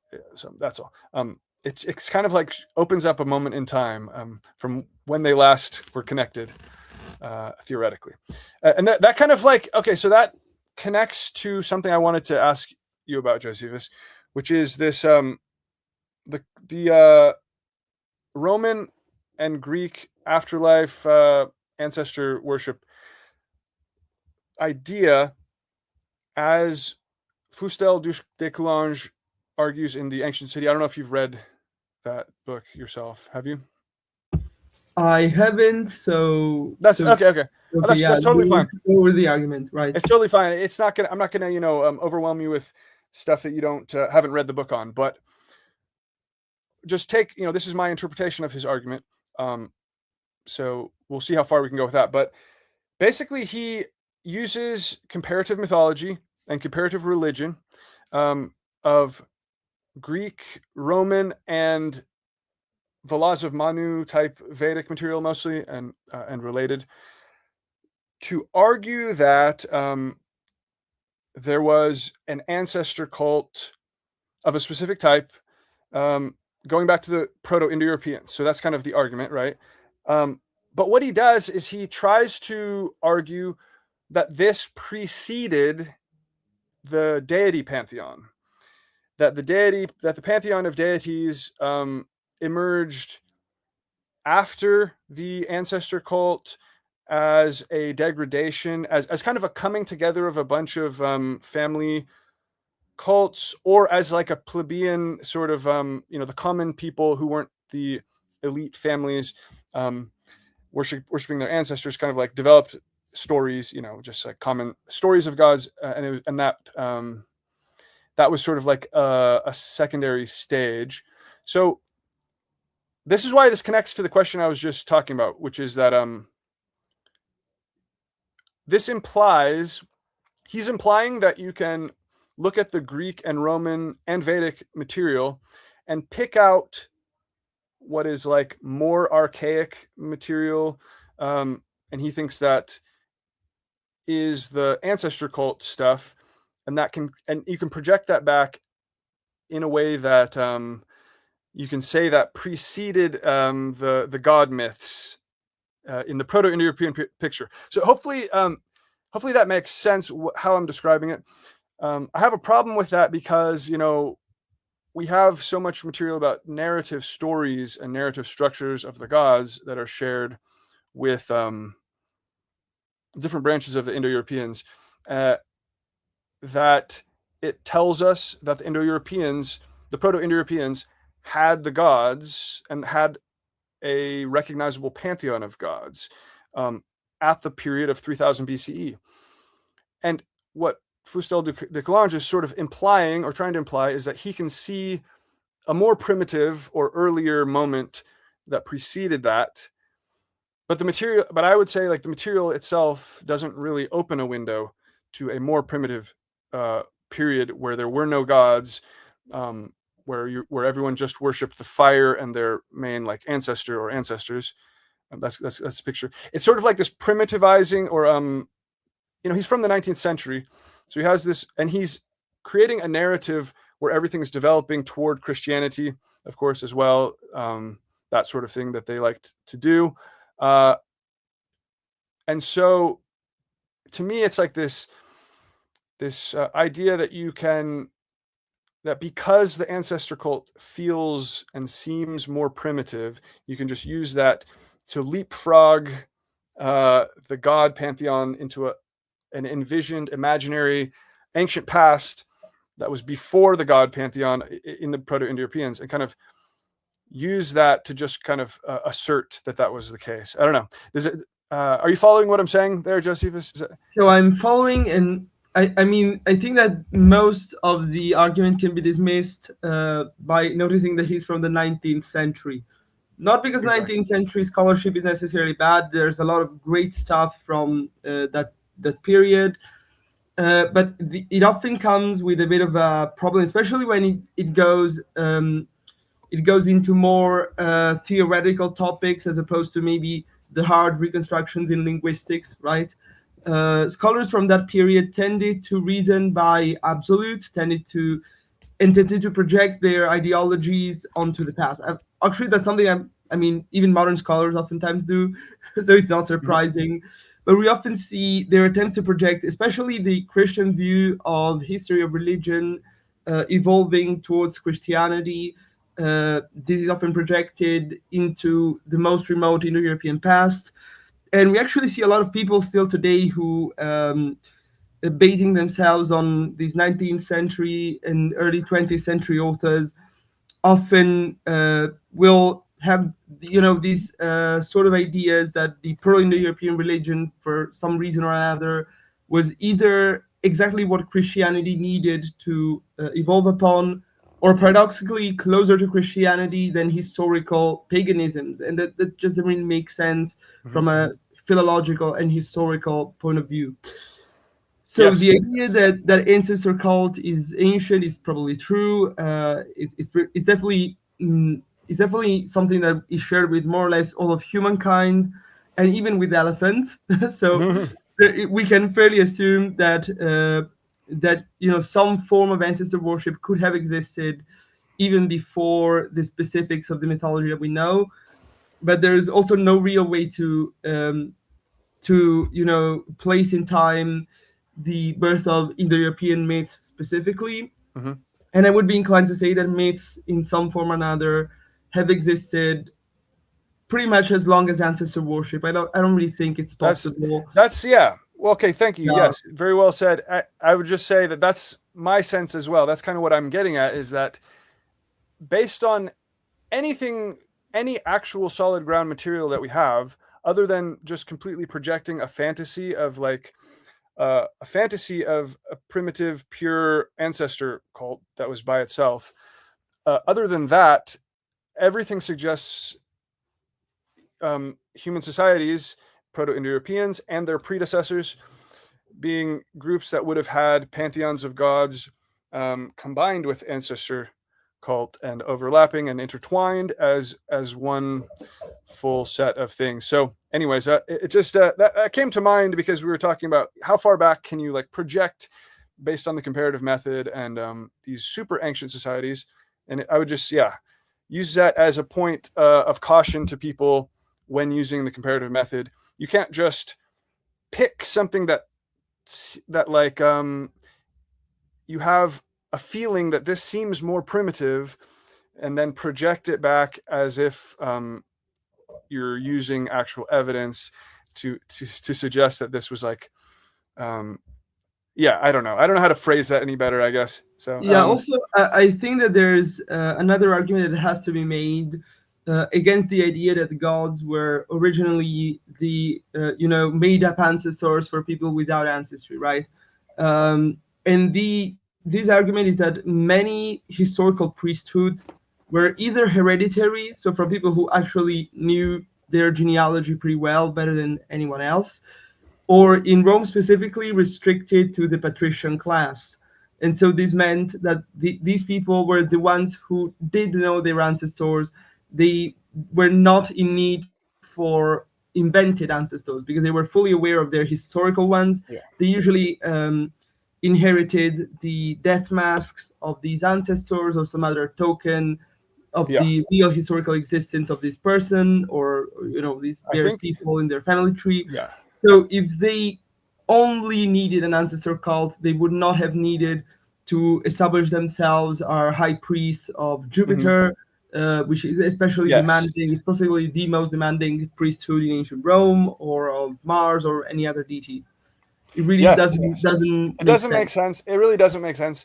I guess just like to clarify a little bit is that I think part of the argument is that they would worship the ancestor and they would worship the hearth fire, and those two things kind of merged conceptually as we may see from some evidence. But in any case, I think the idea of Coulange is that then that great ancestor, of course, was deified by the family, and that those deified aristocratic, noble, kingly families, ancestors were the ones who became Jupiter and became this and that, and the complex priesthood that developed just arose out of what was originally some dynasty of ancestor worshiping family, and the rites that they practiced, that where they deified their ancestor and into the original Jupiter, something like that, I guess. And then the families come together, and some plebeian mixing up makes things kind of loosen up into a public pantheon of all these stories. So uh, I just would say Also, that what was it? on the topic, I was kind of wondering. There was something I was about to say about this thing that it really reminds me of euhemerism. So Yeah, euhemerism was there's an always aspect of that. convenient historically, especially to Christians, because um, it allowed historical gods to be remembered as something that existed, but also something that was clearly human and that did not really did not really exist beyond the human realm, right? Hmm. And you see that some of the euhemeristic arguments, even from antiquity and the Middle Ages, are really ridiculous. So, for instance, they say that heaven was named heaven, or say Uranos, meaning heaven in Greek, because a man named Uranos was the first one who looked up at the sky and started classifying constellations. I mean, that really doesn't make any sense logically, unless you start from the assumption that gods have to be deified mortals. Yeah, exactly. It's all about having the assumption first and projecting it. Yes. So I totally agree, and I would just end this topic by saying, um, if you want to project, like again, like I said, it's like having this image of, um, like a pure form of religion must be ultra simple, must be minimalist, a minimalist starting point or whatever. Um, and so it's just sort of starting with a bias against the idea of a pantheon potentially, and then projecting that as that must have been the starting point. But even if you do that, there's no way you can be talking solidly about the Proto-Indo-Europeans themselves. Okay, so if you want to project that kind of fantasy, it would have to be, uh, I don't know how far. How is there any 100,000 years back? How far back do you have to project to try to get around the fact that gods keep popping up everywhere and actual pantheons I are mean, I everywhere? guess you can push it further back than the first instances of human art, since it's Yeah. pretty widely agreed upon that even the earliest forms of art from Aurignacian culture, which is Lascaux and others, um, it probably had some cultic religious element. So I mean, I guess that this Mhm. idealized past in which gods did not exist is so far back that it really is not knowable by any source other than our own reasonings and our own imagination. Whether it even This existed actually at reminds all. me of Ebola. Ebola was pretty much convinced that the early Indo-Europeans were not really theistic, Hmm. and that if they did conceive gods, they only saw them as things to embody or overcome. So he Hmm. had this kind of ideas that I don't really think are sourced on any traditional text. He pretty much believed them because he wanted to. They were Yeah. convenient. They were lining up with German philosophy from his century, and maybe with some Buddhism, Yes. Yes. some Yeah. strands of Yeah. Good Buddhism. point. Yeah, And but projecting them so far back doesn't really make much sense, in my opinion. exactly, exactly, and it lines up with the sort of this Newman concept that was being uh being argued, being put out there in I think the early 20th century regarding the Roman gods, that they were the idea was that they were this just disembodied force called the Newman, and like Jupiter, or sorry, or was it Mars, just was the spear of Mars originally, or the sort of Newman that was in the spear somehow. Um, yeah, and that was pretty roundly counter debunked by subsequent scholars, including some of the material of Dumasile. Very clearly answers some of that. So Yeah, precisely. And notice that the methodology that allowed the Newman theory to be formulated was actually comparing Roman religion with Melanesian religion. And of course, Melanesians are very exactly. different from Romans, both genetically, linguistically, geographically. I mean, Romans live on on a continent that is not just an archipelago, so they had an entirely different opportunity for agriculture, husbandry, social stratification, also commerce of, especially of metals, like at least in the archaic age, Italy got pretty wealthy by trading metals with the Greeks, so that, and also with other people in the Mediterranean. So they had a completely different a set of circumstances, and of course a completely different origin, at least if we are not going too far back. And there's no reason to try to explain Roman material by looking at Melanesians other than arbitrarily deciding Hmm. that there is some way that primitives have to be, and deciding that Romans were primitive somehow, and that they Exactly. had to be just like primitive Melanesians, which is also not something that really works. It's really based on the assumption of linear history, Mhm. and also the idea that progress is somehow a very linear, unavoidable, and straightforward thing, and not something that can get really messy and be really context dependent. Yes, yes. Well, I'm glad I asked you because you just said all the things that I struggled to put into words. That you said them very nicely there. So thank you for that. And yeah, it's like you can imagine a history instead where things, let's say, like picture the Proto-Indo-Europeans, picture the societies that built up to them as well. It's entirely possible things became more complex, became less complex, became in waves over time, as we see with some of the offshoot European branches, some of the folklore in Ireland, some of the folklore in Slavic places, in anywhere. Some of the stories, they become more simplified, simpler conceptions, more maybe vague, or what we would think of as like vaguely closer to animism or something like that. And they can, but then you can see that there's more complex stuff in the more codified myths. Things could have ebbed and flowed along with social complexity over time, and a lot of different factors. You can't just imagine a simple linear history and say this is how it was. And again, you just, the only window we have on the Proto-Indo-Europeans is based on narrative myths of gods of who are semi-personified, um, going back to a shared window in time around 3000 BCE, or if you include the Anatolians even farther back. But in both cases, you're getting a picture of a society that had a pantheon of gods that was fairly well defined and that was already intertwined with ancestor cult in some way. And there may have been varieties even at that level, of course, but we do not have a window of time that we can actually use evidence for to deduce some pristine pantheonless moment that where we're actually talking about anything based on evidence. So okay, that's my soapbox thing for on that topic. Okay, what else are you guys talking about here? We can go to a different topic. I wanted to get Josephus's thoughts on that, and I'm glad I did. So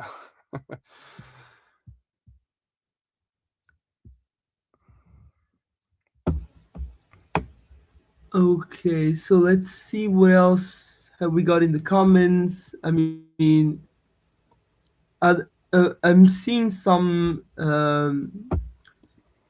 comments. Okay, well, okay, this is interesting on Vishnu. I was looking maybe at Karatop's comment. It's good to keep in mind that in a cyclical conception of time, anything can come before or after anything else. Depending on where you choose to start, you can really translate that into linear, or at least you arbitrarily choose where to begin based on your subjective point of view. That is most important. So this is an interesting comment. It's a bit, meta historical. How do we look at history? Of course, Indo-Europeans thought of it as cyclical. I don't know whether any Indo-European tradition has any consensus on, an evolution from some particular forms of worship to another. I know that Varro seems to suggest that early Romans did not use human images of the gods.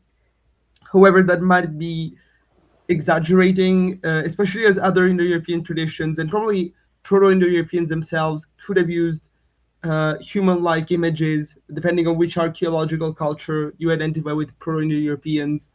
They could have used human-like images, whether of gods or ancestors. It's not my place to speculate, but they did have some human-like images, and so this might tie into that. Maybe there's some sort of cyclicity going from aniconic worship to iconic worship to human-like iconic worship. What seems clear to me is that there's no historical phase in which no God is admitted. Even today's society, which is largely non-confessional, still has this constant search for a sort of God or for some sort of theology. So I don't really think there's any human society at all that has no semblance of a pantheon or of a religion. There is a very deep difference between the personal gods that are mostly found in the northern hemisphere and some sort of totem animals that are mostly found in the southern hemisphere, and that is discussed by Witzel in the Origin of the World's Mythologies. Interesting book, definitely should be read.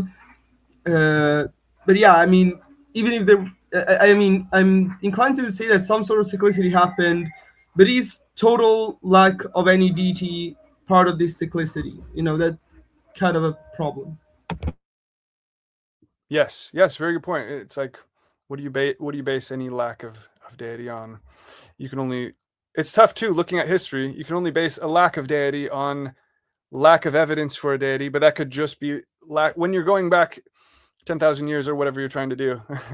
You could be just having a lack of evidence at that moment, and so it's hard to even formulate an argument for that. But we do have a window onto the Proto-Indo-Europeans, I say, based on comparative mythology, and by its nature, it's a myth. It means you have material of myths of the gods, going back to something. And this ties into what Georges Dumazil says, okay, in this quote that I have here. All right, so among the Indo-Iranian tongues, Vedic has Deva, meaning God, and if in Avestan, as the result of a profound religious reform, Deva has become the name of the demons hostile to the gods, but still personal demons, it has recently been proved that among the Scythians, Daiva was still the name of the gods. The Gauls said Devo, the Irish Dia, the Britons De. In Old Norse, the plural Tivar was one of the genetic names of the gods, along with a singular Tyr. Old Prussian had Dewas, and the Lithuanian says Diewas, however that's pronounced. In Italy, we know Oscan Dievai. Deiwai. Okay, thank you. And very recently, Venetian Zeivos. Hittite has Sius, which H. Peterson has explained by Dieo or Dieo. Okay, Dieo designates an individual being, personal and fully constituted, which is what it designates in Latin, Deus. The preservation of this term is enough to destroy the pre-deistic construction. So this is exactly what we were just talking about, the pre-deistic construction. This means the idea in some scholarship or some theorizing, the idea that there was a pre-deistic rather, period in Proto-Indo-European or whatever that we can look at that was before gods.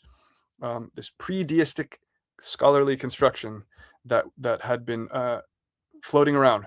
So this destroys the pre-deistic construction, since it proves that not only the earliest Romans, but their Indo-European ancestors were already in possession of this type of divinity.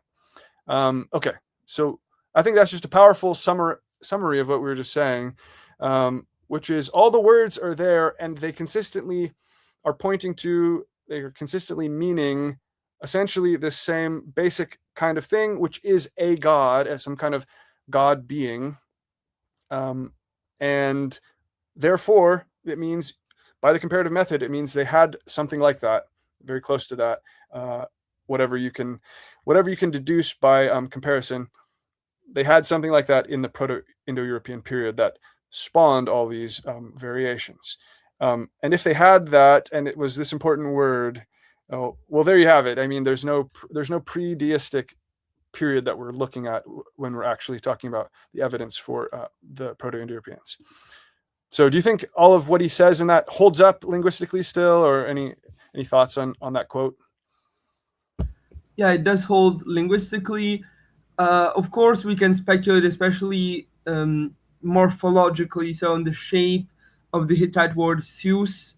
I think it's pretty fair to assume that since Hittite is not extremely well attested, I mean, it's well attested in the number of attestations, but in the writing system, it's not really a writing system that really allows us to analyze phonology in a straightforward manner. So we can speculate on the shape, but we still see plenty of with all the other words, we still pretty much the same exact Indo-European word with various sound changes that are all straightforward, all regular. So we have no reason to doubt the reconstruction. Basically, it's pretty straightforward. Right. Thank you. Yeah. So okay, it's interesting, and it's I think it's important to like put that in front of people and really see there's a all the different words, and they actually it is telling you something about the Proto-Indo-Europeans that has to be taken seriously, based on the consistency of these words meaning God.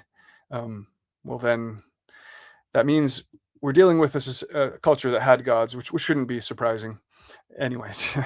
Okay, and then yes, so Indo-Europeans believed in soft polytheism. All the gods come from an absolute, and then the gods came after as well as having animistic beliefs. So yeah, I mean, like that's basically it in a nutshell. I do believe that that's a good summary, even though kind of like language, some of our modern terms might fail or be imprecise. Like what soft polytheism means, would that perfectly encapsulate what a Proto-Indo-European thought about their own religion? That's debatable. And like an absolute as how do they conceptualize what the absolute is in relation to the world itself? Hard to pin down, but we have examples of how they told it in story, and it shows, yeah, this basic kind of thing that they did have an absolute based on the Celtic comparisons, and from my perspective at least, it suggests that they had this kind of an absolute, and the gods emerging from it somehow, or being um, suspended from it. However, it would have been envisioned.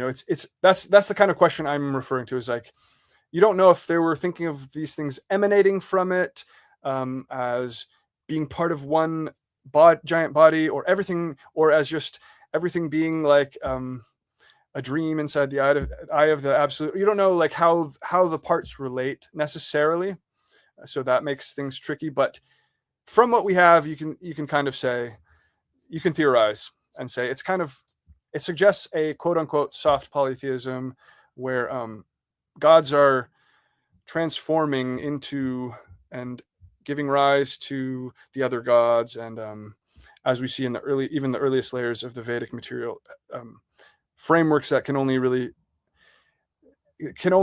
fit with a sort of softer polytheistic kind of conception. Yeah, so that's what I think it makes sense, at least. Do you think those words work, Josephus, apply Yeah, to what we're looking I at? mean, definitely. I feel like soft polytheism also is a very modern Yeah, formulation. it feels so modern that it feels strange, but it's like, I mean, yeah, my original qualms are not with soft polytheism. Even they're with word polytheism, which was yeah, coined exactly, by yeah. it was coined by Philo of Alexandria, who was a Jew, to distinguish the ancient Israelitic religion, which only worshipped one deity, from all the other religions which were polytheistic. But historical polytheistic thinkers did not really think in terms of polytheism versus monotheism. They were able to acknowledge a balanced mix of unity and differentiation. And when modern people try to talk about that, you always see that they try, whether willingly or maybe just as a reflex of be it Christian culture or whatever else, they always try to overemphasize either the multiplicity or the unity and fail to see them as balanced. And also, a thing that I tend to see is that when discussing soft polytheism and discussing, in general, various pagan theologies, when talking about the one or the ultimate source, or however we want to call that, the absolute, the non-dual unity, whatever, it's often described as a distant something, which is how maybe Abrahamic religions would describe their deity, or at least in some Abrahamic religions, in some forms of these Abrahamic religions. But it's not really how the ancient would have seen it. I'm pretty sure that no ancient person would have condoned describing the absolute as something separate from the gods and from us as humans, even. Very, very well said. Yes, thank you. That's exactly what we should think about. Is that yeah, even the word polytheism, it's creating certain frameworks in our mind that may not have been how they actually thought about things. Um, but ultimately, like it's very clear, I think they were mystics, and they were thinking of um, they clearly have this picture of what we see in the Gaelic material with Breochan and Trevolniath, and those embody the source, this the source beyond multiplicity, which sort of somehow, like you said, balances um, unity and multiplicity. And yeah, so I'm sure because they lived it so much, it was more of a lived thing than the purely conceptual. But then they would have to tell these things in myths as learning tools for the lived experience of what that was. Okay, and um, so I think these are good approximation terms for how we might talk about it. But again, you could phrase it in I'm sure multiple different ways. And yeah, this is another interesting question. I've definitely seen comparisons that make sense between the Egyptian and the what we would think of as Indo-European, or even like the reconstructed Proto-Indo-European. So it always makes me wonder about this. Um, to what degree the original Egyptians were sharing a storytelling tradition root with the Proto-Indo-Europeans over on the steppe. Where, yeah, I haven't read Witzel's whole book. I've just read a tiny bits of his World Mythologies book, Josephus. Have you read more of it? How does he connect, time wise, any kind of shared root between the Egyptians and the Proto-Indo-Europeans? That's an interesting. I have to look back the chronology up, but still, his main point is that there was a common ancestral people, which is ancestral to both Indo-Europeans, Egyptians, Semitics, to Native Americans for the most part. So the various nations all across the northern hemisphere, and sometimes bleeding into the southern hemisphere. And all of these peoples will have this common ancestor, which he places in the Middle East. And I'd have to look the data up, but we're talking far before Indo-Europeans. So it's Right. possible that this common, or well, even if not necessarily ancestors, at the very least the ancestors of the traditional mythology as we know it, basically, right? Maybe they transmitted it through cultural diffusion rather than genetics, but still they are the founders of mythology as we know it, according to Witzel. And I mean, it could check out. Actually, let me look it up if I can find it. If you can find the time period, it might be fun. Yeah. Yeah, Oh, it's an interesting let topic. me see.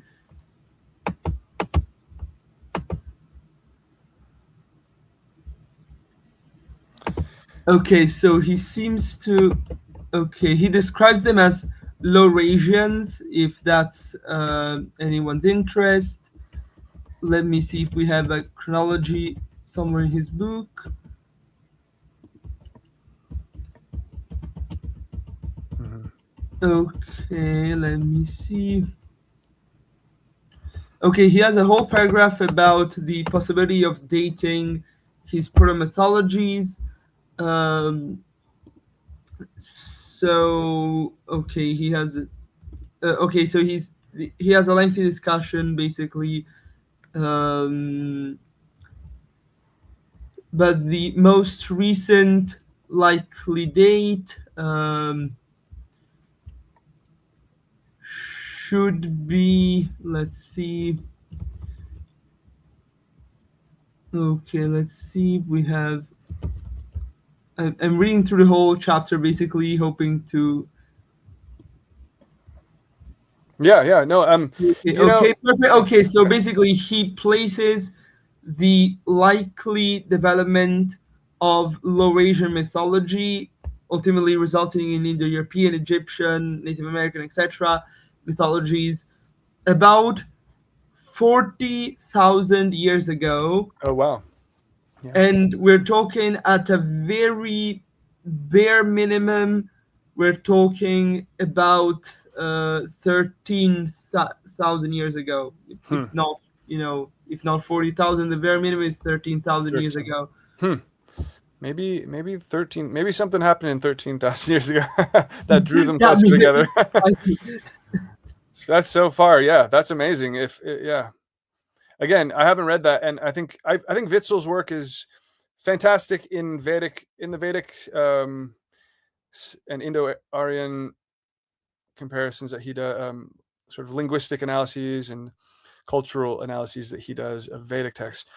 So he's a really good scholar, kind of a legend, and so I think his theory is definitely worth looking at. I just from my own work, I've seen enough similarities between Egyptian and Proto-Indo-European, reconstructible Proto-Indo-European mythemes, where it's like something pretty strong is shared there, but so it leaves me open to some shared connection between them, but it's also hard to even wrap your mind around 40,000 years being the shared point for that. So I don't know. It's interesting.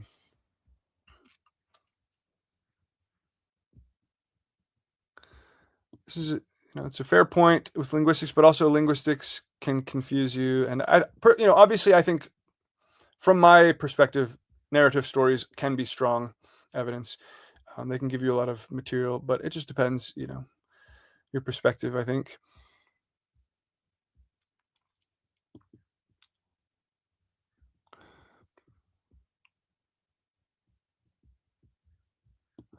Mashing all these religions together is where people are going wrong. So, okay. Okay, so I think it's the usual argument between syncretic polytheism and non-syncretic polytheism, or paganism, or however we want to define these terms. The issue, I think, is that we have to separate our analysis of mythologies and rituals from how we do our rituals. Ancient Romans were really good at this. They always did the rituals according to Roman tradition, as closely as possible to the Roman ancestors, thanks to both oral and written tradition. But then they also felt very free to speculate about the similarities between Roman mythology and religion and all the other mythologies and religions that they came across in building their empire, or through trade and anything else. And so their attitude, I think, was really healthy. They did not feel the need to modify their rites just because they found similar rites in Greece or in any other part of their empire. And I think we can do the same. We can happily discuss the identity between our own ethnicities gods or any other gods from any other pantheon to those of other gods. And we can at the same time still accept that every tradition, if practiced, must be practiced in its own terms and not just making a mix and match of things that we like or dislike from various traditions. Yeah, I think that's fair. So yeah, and he was saying, Proto-Indo-European isn't real; it's a crowdsourced experiment. So I don't know. It's just like, okay. Uh, from my perspective, um, I want to use evidence and every type of evidence we have to see the facts on the ground, rather than just like creating an experiment. And so the evidence is compelling to me that uh, you see a certain set of story patterns emerge in Ireland and in India, and reinforced by multiple other angles, Greek and Norse and stuff. And so, yeah, I think you don't have to just like set aside evidence that is clear in what it can provide, of course. So I don't know. I always, when people say stuff like that, it feels like somebody walking past a chemistry classroom in the hallway and looking in and being like, chemistry isn't real. It's like, you know, Yeah, I okay, mean, it's pretty real if you do it, if you study it. yeah. Then of course we can speculate a lot. I think that a lot of the internet debate really has kind of failed to differentiate um, syncretism from comparative mythology, and how both can coexist but don't necessarily have to adapt to each other. And so I feel like this kind of is built into it, right? If we start questioning the Indo-European comparisons, we I don't know, the people who tend to question European comparisons usually tend to be the same people who also accuse syncretism of being, this terrible thing, and obviously never differentiate between comparative mythologists and syncretists.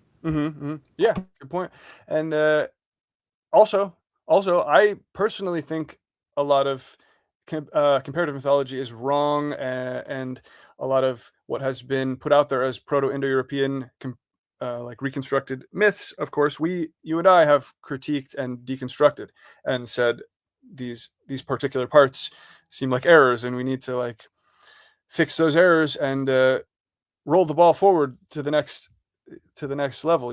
So so that part of the issue is it is a difficult field without super strong standards of measurement. Okay, so that's just a fact of the field, but it doesn't mean that it isn't sort of required to take certain sets of evidence seriously. Like when you have, say, you're working with Germanic material and you have stories of a certain figure in Germany and some stories in Scandinavia, and you're trying to decide whether those are related, like that's a process that can be done and needs to be done in certain contexts. So you can't just avoid that at every step. It's just part of dealing with the evidence that we have.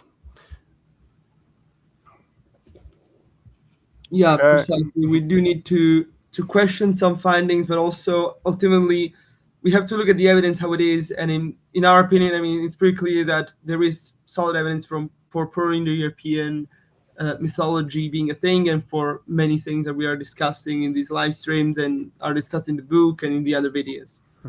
Yeah, I just want to say to people like that to read Dumézil, but then I'm like, well, but then there's these things in Dumézil that I think are wrong. So it is tough. But yeah, I read mean, Dumézil anyways. Read them I anyways. feel like the Deity is still always a really great starting point, Yeah, especially as yeah. he quotes the originals. I feel like his main issue. I mean, there are a bunch that we can discuss as details, but the main issue in the bigger picture is his lack of hope for Greek material. He seems to pretty much write off Poseidon and Hades as non-Indo-European material and just calls it a day. And we, on the other hand, might have found compelling Indo-European parallels for these two, and for their prominent place in Greek religion, as found by others in Vedic religion, other Indo-European traditions. So maybe this is one of the big picture issues. The other issues tend to be small picture issues. They tend to be quote unquote details that we can always work upon. Yeah. Yes. Yes. Well said. And it's that, but that's the thing.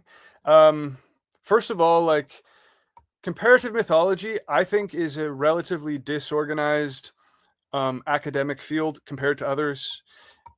It's like if a field as complex as biblical source criticism was much less organized. So it's kind of frustrating, but nonetheless, it's something that's going to evolve over time, and the things that are errors are going to be hopefully removed, and things are going to be improved. And so it's a long process, I think, of um, increasing accuracy and building on a stronger foundation. And but Dumézil lays a lot of really strong groundwork, I think, personally.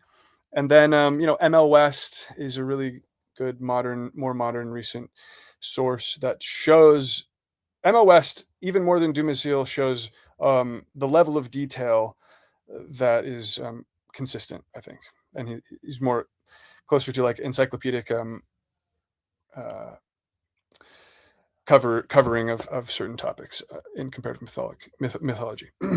So so the material is out there. Okay. All right, Porphyrion, I have a question. Why are you not interested in Ossetian or Caucasian myths? Whenever you refer to Iranian material, you're entirely referring to Zoroastrian scriptures. Okay, so that's a really good question. First of all, I am interested in them. I think they're fascinating, but I am only one person, and I only have a limited amount of time, basically, to cover things. So I kind of follow what is giving me the most return on my time for my main interest, which is like decoding Celtic mythology. And so that's why, like the Iliad, for a while, at the beginning of my book, for example, like I was like, wow, this is like a really good foundation of like a bridge that can give more comparative material that has kind of been neglected for Celtic use. So that's kind of like where I would gravitated for a while. Then other stuff, became more useful for me to like understand Celtic material. And so obviously the big traditions of Greece and India and Norse material kind of will predominate because they're giving me a lot of use for my time, and they're the big ones. But I think that obviously, I think the Ossetian stuff is fantastic. Fantastic. The other thing that throws me off with the Nart sagas and such is that they do seem to be a blend of non-Indo-European material and Indo-European material, and I think that's kind of the scholarly understanding of them. And one of the branches is more so Indo-European than the other. One of, I think, I mean, you'd probably be more familiar. Is it the Ossetians themselves, or? But there's a couple different Nart sagas. One of them is more Indo-European influence, but there's more hybridization to concern ourselves with, and it's possible that that's why some of the stories I've looked at haven't like jumped out at me as haven't clicked with me as something that I can use and understand quite yet. But there have been others like Sosruko I discussed in my recent was it the Vishnu stream or whatever it was, that we do go into the Sosruko parallel that's from there. And yeah, it's in my I think in my Yama video I briefly might have mentioned that there's a tree of life aspect that's similar. But yeah, it's because it's difficult material, it's kind of obscure, and there might be hybridization that then makes it challenging for me to understand in an Indo-European framework. But if there was more that someone could help click with me, I would use it more. Yeah, do you see things that jump out as useful from the Nart sagas, Josephus, or any thoughts on them? I don't really know anything from the Nart saga other than what Dumézil has to say. So yeah, I haven't really looked into them. I haven't looked into the primary sources or even other scholarship. So yeah, that really, I either have to look into it or stay agnostic until I do, Yeah. basically. Yeah, that's good. And no, I mean, I have the Nart sagas in e-version. I've read through parts of them, but like I said, I jump around a lot, so I've read through some of the stories of the Nart sagas, like Sasruko and Tlepsh, and then I've read certain aspects. But anyways, did you see when we covered Sasruko material in the Vishnu stream? So that is there. So things will pop up as they can, but like I said, it's hard to get across, I guess. Some people sometimes just like the massive amount of material that we're like jumping around between, I guess. So when a single video comes out, it's because we tried to synthesize like 10 different traditions together. So it's very time consuming, and my time is just limited. But I'm fascinated by all these kinds of things. So Ossetians are Iranian speakers, and those are the sagas I have. Okay, so that's the more Indo-European branch of the Nart sagas than is the Ossetians. I think it's fascinating. I also think that the Ossian religion or whatever, the Ossian, pagan revival, whatever it's called, it's very intriguing to me because they have what seems to be like influenced by Platonist ideas, perhaps. However, they frame their gnosis versus ignorance kind of distinction. They frame it not as forgetting, like in Platonism, you'll have like anamnesis versus the word for whatever the knowledge is. You'll have the forgetting and like the remembering. And it's less about like a sharp differentiation between the state of ignorance is like the world of multiplicity, and then like non-ignorance is like gnosis. Like in Vedic material, you have like agyana and jnana, like gnosis and ignorance, or ignorance and gnosis, in a sense. But that isn't; those terms are less prominent in Platonism, even though Plato or Socrates will say like ignorance here or there. It's not like a framing category as much. But in Ossetian material, they use more of the like ignorance versus non-ignorance terminology in their structure. So that makes me wonder, and that's interesting to me because the Gaels, the Irish, appear to be be using that in Aldhui versus Indhui, which means the great ignorant, and then the non-ignorant is like the wise. And that's like the breaking point after the absolute, is that when the great ignorant comes in. That's like the concept of the veil of ignorance. Okay, the veil of ignorance is there in the Gaelic material, in my opinion, and it's there kind of in Vedic. And then that terminology is being used in the Ossian material. So I think that's interesting. Like, does that mean it's archaic and from Iranian, a proto Indo-Iranian root or something, or not? Because if Platonism doesn't use that framing, then they aren't necessarily getting it from Platonism. Although, of course, then you could say they could be influenced by Vedic material, so you don't really know. But I also haven't seen them like describe themselves as super influenced by Vedic material. So, anyways, the Ossians, they're fascinating. They seem fascinating as a topic, but extremely difficult to get the books and material on what they're actually talking about. So that's the other barrier. Like, I can get the Nart sagas, but getting commentaries and stuff on that is harder. So, all right, I have to run. I got to do some things right now. So, Josephus, any final words? Well, I mean, definitely this Q&A has left us with many more questions than we have answered. Yeah. So we'll definitely, look into a lot of new topics, and hopefully some of them might, be topics for the next Q&A, or maybe we'll have entirely different questions from the public. So let's see. Either way, thank you for inviting me. It's been a pleasure, and hopefully next week or as soon as we can have other live streams. Excellent. Yeah. I think this has been productive, and it was, a nice change up to do. I always miss out on questions from people because I'm trying to focus on trying to remember things throughout the stream. So thank you, Josephus, for taking the time to be here. And that was a lot of fun to discuss. Appreciate it. Appreciate you taking that time. And good luck with your studying. And everyone else, thanks for watching and for your questions. And we'll see you next time. Thank you, and right. See you next time. All right, thanks.